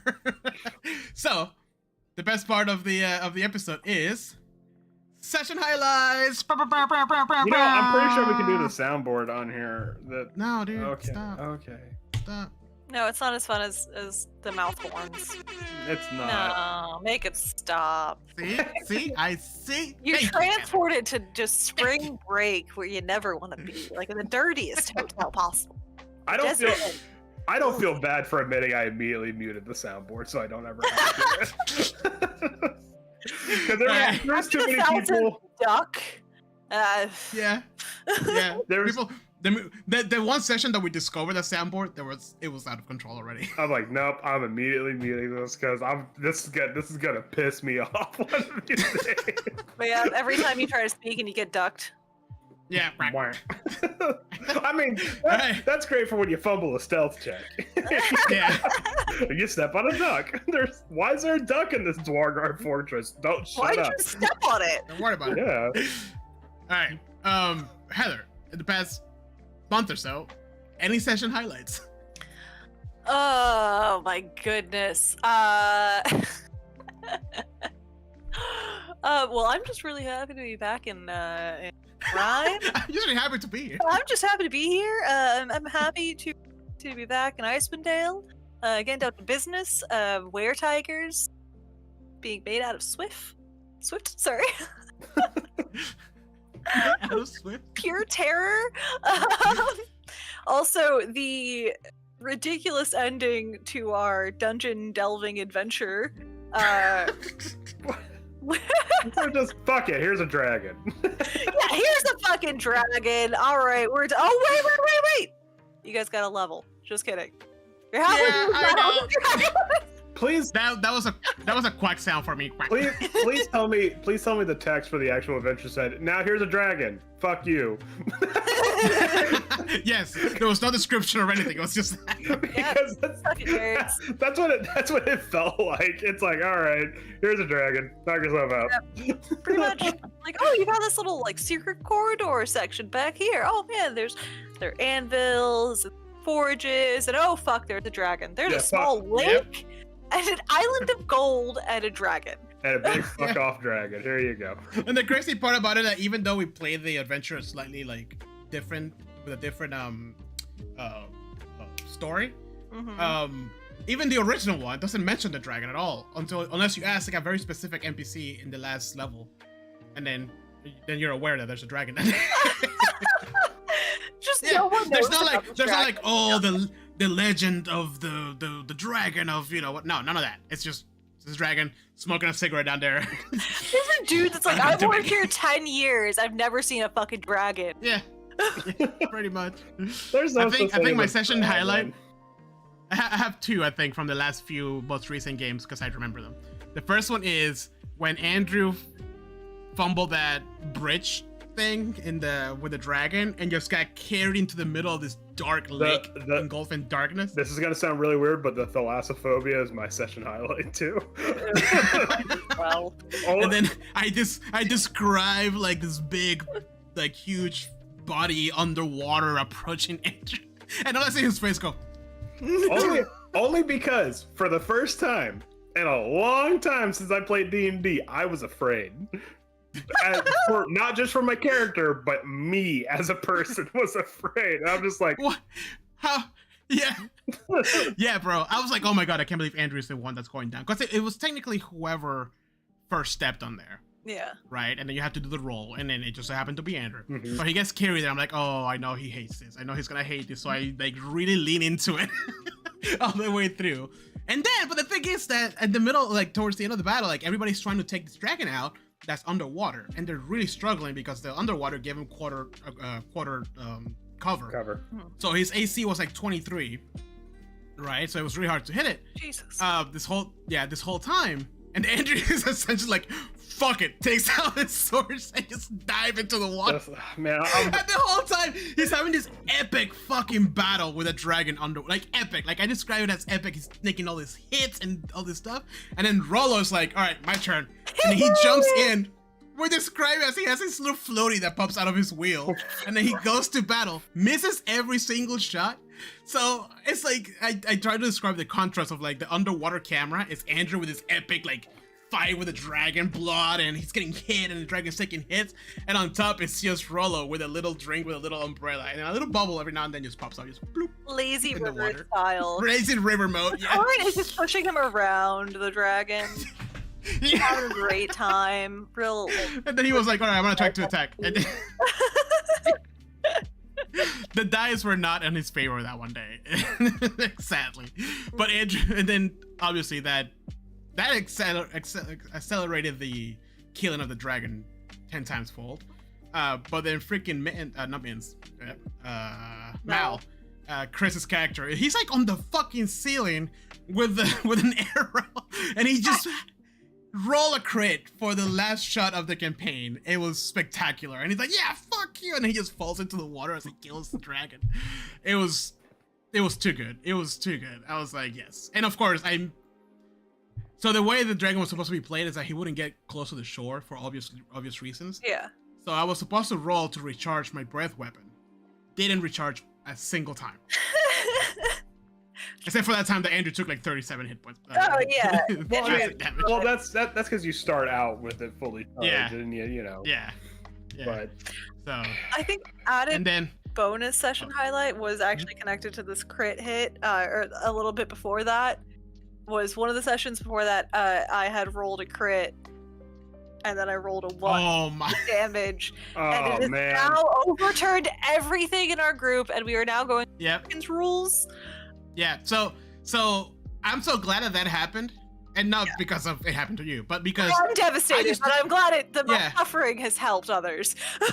the first time I DM, I used to just do 2 full hit die, Mhm. right? The second time I DM it, I did it like 1 full damage die and then just roll extra. Yeah. So we went back because roll 20 makes it very easy, and for all the way until this point, the rolls have been fairly good. It's still better than just a regular Yeah. roll. I don't think it has ever been like a crit, like a crit fail or a crit 1. Straight up 1, yeah. And it felt so like bad because like you did such a like crazy hit, and then it's just like Quack. 2 hit points of damage or something. Yep. Yeah, definitely quack. So yeah, from now on we're going back to 1 full hit die of damage, and well, in my campaigns, Andrew, I don't know on yours. nope, I'm going for that too. Yeah. Yeah, 1 full hit die of damage and then now. roll. Yeah, I'm just glad that has been clarified and Yeah. solidified. Yeah, 100%. And then the other thing is, my second highlight, I know I've been talking a lot, was the last session in Rhyme, because we find this cabin. You know, we're introducing a new character. We don't know what this cabin is. We find a cabin, and Octavio being Octavio, he's just like, ew, gross. Oh, this is so gross. So he starts going through the cabin. Everybody's trying to like take hold care on. of Swift. First of all, I'm describing this cabin as being comfy, but like, what's the word? Like logical. Rustic. No, Rustic. yeah, rustic. You know, like there's not a lot of luxuries, but it is kind of comfy. And Octavia's just like, ugh, peasants live here. Yeah, pretty much. And then everybody's like trying to take care of Swift, so he's about to turn into a were-tiger, and then Octavio's like preparing himself a bath. He clogged up the toilet because he didn't realize that it wasn't an actual toilet. he starts talking shit about Beery's ancestral homeland. It's like, well, it's better than the mountains where you're from, Yeah. Beery. Like, And then whoa. he just starts like looting the whole place and books and all this stuff and whatever. And then as things are happening, Around. the new character gets introduced, and then they're like, oh wow, look, a new person or whatever. I forgot what the thing was. But then it was mentioned that was his cabin, and Octavio instantly was like, rushes back into the cabin. It's like, don't go into the bathroom. Shit. Literally. Starts putting everything back as he's like telling his story, and like we're trying to figure out how to take care of Swift and this danger that's happening. Octavio's like really like putting things back really very slowly and just like, yeah, interesting. What a nice cabin you got here. I have to talk mad shit about it. Beery's having to play like Mama Bear and be like, I'm sorry for my cub's insane behavior. Yeah. That's Octavio. Just leave it alone. Don't you have thaumaturgy? Can't that do cleaning as well? Like, you could just cast thaumaturgy, just like... Oh, I didn't even think of that. Yeah, well, you know. There you go. The frantic energy really took. Oh, but yeah, that was my 2 session highlights. Yeah, no, the I mean, there were a lot of good moments in season 2, episode 1 of Rhyme. But I would have to say, if I had to pick one out of all the previous ones that we've betwixt recording sessions, A lot happened, yeah. yeah, a lot happened. Probably, like I said, probably the thalassophobia moment, just because it's like, for one beautiful second, Andrew the player and Guillaume the character saw each other eye to eye, and so far the fact that this is terrifying. Yeah, like after the fact I felt bad, so I like texted him. I was like, "It's by the way, if it's bothering you, like let me know." Like, and then just like, "Nope, go for it." Nah, man, lean into that shit. I felt really bad myself as well because I had Yeah. flashbacks to Ghost of Saltmarsh where I had entire transformation sequence happen underwater. Nope. And as I creeped myself out while I was writing that because I also that deep water, dark water nature scares the shit out of me. Nope, I'm so go, sorry. Yeah. Go for it. Like I said, if anything starts happening, if we ever like start approach like a trigger warning kind of area, I will say something. Otherwise, Okay. knock yourself out. Yeah. Yeah. So Also a quick other highlight moment. It was a really short one. In the previous level before you guys got to the dragon, when you guys like it was like essentially like secret door after secret door after secret door. There was this little hallway, and then you guys go north, and you open the door, and I reveal the room after it, and it's just like dead bodies littered everywhere. You guys are like, nope. just gonna close that door. We got that today. Yeah, I always love those reactions when it's just like, I'm not dealing with that right now. Nah, you know what? And you did it. You just went down to the dragon. Like, just because I'm an adventurer doesn't mean I'm feeling adventurous. Yeah. Oh, and the freaking battle on the door that says death becomes sense of whatever the hell was. And then you're like, oh, let's see what's in here. And then you walk in, massive minotaur things come up. And you're like, well, yep, the door wasn't lying. Yep, the door got this one right. All right. Oh, man. I think that's where you got the one and you crit that battle. And then those 2 giant skeletons just beat the piss out of Agnes. Oh. You know what? That's just the session highlight entirely for all of the session highlights is the number of times Agnes got her ass into her. You were playing your wizard like a mix between like Vesemir, but thinking that you have the strength and constitution of Beery. Yeah, basically, I was going in there with big Beery energy, and I was a squishy baby wizard, like a little. So What I remember the most about that is that she walks in, it's like, I got this, guys, and she casts like I think it was Thunder Wave at like higher level, right? And then she's like, all right, how many did I kill? I'm like, none. And she's like, oh no. oh fuck. Yeah, then you just all turn against her. I'd like to leave now. Okay, so one of my favorite things was that Robert played Diamante as a different class, but acted like as if he was that class the entire time.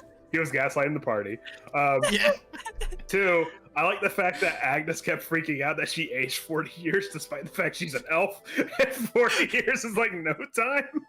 We kept being like, "You're fine. You got like 700 more years to go. You're gonna be okay." And, then, And you're like, I "I'm think an that- old woman now." Oh, I'm middle-aged. I love that there's like there's a montage out there somewhere of just Agnes just getting eaten and killed by everything. And then and Guillaume just be like, "All right, let me go fix the situation." She's like, just like, I'm gonna channel a little bit. Oh of time. no! The moment where like Agnes and Mal were playing out in the fungus, and all of a sudden like it got real quiet. Like, oh shit, they're in trouble. Yeah, because you, the two grown-ups, quote unquote, you and Robert and Diamante were talking about like life or whatever. I don't know, something. It was like a nonchalant conversation, and then the kids are like in this forest of mushrooms, and you see the movement, and then it goes completely dead silent. Like, oh fuck! All right, You let's see go. extra rustling of the mushrooms and then quiet, like And then quiet, oh. because you guys were far enough to not hear or see what was happening, and it was just Agnes getting eaten by a Greg. It's just like- Down That was great. instantly. I also every time Agnes would walk away from Guillaume got attacked by something. That happened like 3 or 4 times. Where like Agnes would get an argument with Guillaume, Agnes would walk away, and Guillaume would get assaulted by monsters as you were pouting and walking away. Oh my god. Uh, I don't know why so going back to everything, Andrew came up with the Agnes character to begin with, or this duo to begin with, and I don't know why, but I really just wanted to bring in full like chaos gremlin energy. Like I played it love it. cross between Octavio and the tales of myself as a child that my parents tell me. And this is accurate. This is the It most was so good. It's so good. It led to so many moments that I was like, okay. I almost call Robert's character Quintessence. What's his name? Diamante. He just, I think he used his healing word on you more than he did on anybody else combined. Like, okay, like He was like, there's always going to be a party parent, and I wasn't that fully like Jafif was the party parent, but just me trying to rein in Agnes, like I was tired. like just like, no, don't get out of the coffin, get. I was really let my chaos gremlin energy out fully, and it felt so good. Stop using that skeleton arm as a focus. That's very disrespectful. But it's so fun. Little creepy necromancer. I mean, come on. Yeah. This is great. oh. God damn. Whew. Damn, that was good. Mm. Oh, any other highlights, guys? I think I got them all out of my system. I would like to see Agnes again. I'm kind of glad I did Zona because fun. Yeah. No, Agnes was much better than Zona. I have to admit. Oh yeah. You got to bring some chaos to this group, and I don't think Jose The first group, everybody was too squared proper, away. I guess you could say. Yeah, like, you know, this is what we're doing. I don't know about that. There was a little bit of like madness in Brenther. A little bit, not chaos. It's different. By the way, Heather, I already told Jose what my next character is going to be for the next adventure. It's going to be Brenther, but he has an eye patch, and he's not going to say what happened. He doesn't want to talk about it. Yep. Every time someone brings it up, it's like, I don't want to talk about it. Let's move on. Something super embarrassing. Yeah, something dumb like a cat scratching your eye. Yeah. Table. Yeah, like he smacked his eye on the corner of the coffee table or something. Oh man. All right. Well, thank you guys for joining us on another episode of Attack of Opportunity. I promise that we will try our best to make these more often. Maybe shorter. I want to. Yeah. Well, I think it's so long because it's been a minute. Yeah, we have a lot to go over. We're making up for lost time. Yeah. By the way, I want to give like a special shout out because I've been talking to kind of talking to Chris on the side, like for his character and stuff like that. That dude is putting in some fucking work. he is doing some serious research because Yeah. what's it? His character, he already revealed what his character's secret was, which I was cool with, because I said, hey, you can just immediately right out the gate say what your character secret is, or you can keep it like a secret. You know, he's resigned to death. Yeah. So he kind of took on the mentality like 2 months. In 2 months' time, is going to be my problem anyway. So hey, by the way, but he was like telling me like, hey, what kind of slot is it? Like, it's like red slot, blue slot, because there's like different gestation periods. I'm like, you actually kind of stumped me on that one. Yeah, no, he sent us like a screenshot of like videos that he was watching, and like Andrew and I were like proud parents, just like, oh, they grew up so fast. Exactly, like, damn, dude. He came in like locked and ready to go. Like he knew what he was doing. Yeah. It definitely didn't seem like awkward. Nope. Oh no, new character. Who dis? Yeah. No, he's a little daunted only by the length, because we told him this is a campaign. It's longer, so he was a little intimidated by that. Mm-hmm. But it sounds like, dude, it's fine. Like, you know. I also said don't worry about like the specifics of the story. Yeah. Only because like I'm making a recap thing for him, but also like I'm pretty sure the characters are going to want to give you like the like. You know, here's the blooper reel of all the dumb bullshit. We kind of did it, actually. Yeah, tell him it's like season 8 of Supernatural. Like, you may not know what happened before. You don't really need to. It's gonna be the same fucking thing regardless. Yeah. Yeah. But yeah, Chris has been pretty awesome. So we sadly lost Howard. Not in like a bad way, because he's getting married. It's a good thing. Yeah. But he's focusing on that more, so obviously, you know, D&D takes it back. Which, honestly, I mean, who does that? Gar found a good girl to settle down with. Yeah, he's having a good... But I really hope that we can bring him back for like the final fight or something, just so he can be there with us. Oh my god, one final bonk to end it off. He just shows up. He's like, oh shit, Gar, hey, just like he always does. Yeah, just like as like the BBEG like looms over you, just hear dunk and like, oh, there's but yeah, thank you guys for joining us one more time. Again, follow us on our social media. Twitch, we do live on Wednesday. We go live on Wednesday playing Dungeons & Dragons, and we are available on Twitch, YouTube, and Facebook. So make sure to tune in and, you know, join us. Other than that, make sure to like and comment. If we are completely off in our knowledge of Oni, tell us. We appreciate your feedback regardless. Tell make us cry. As a bunch of filthy Western gaijin that we are, we probably like we're way off on some things. Yeah. Cursory research. I do not claim to be. Anyway, what is the Adventure Time guy? It's like I have a approximate knowledge of many things. Frank the human boy. How did you almost know my name? There we go. Yeah, exactly. That's us. Yeah. But yeah, we hope you had a good time. You learned something, a couple of things here too. If Onis is your favorite, just like mine, I hope that you were enriched by the knowledge that we're provided here, because I surely was. Thank you, Heather. And yeah, we have a lot of shenanigans going on our social media, so please make sure to follow us. Take care of yourself. Enjoy the rest of your Sunday or Wednesday or whenever you're listening to this. Be safe out there, and as always, keep it gaming.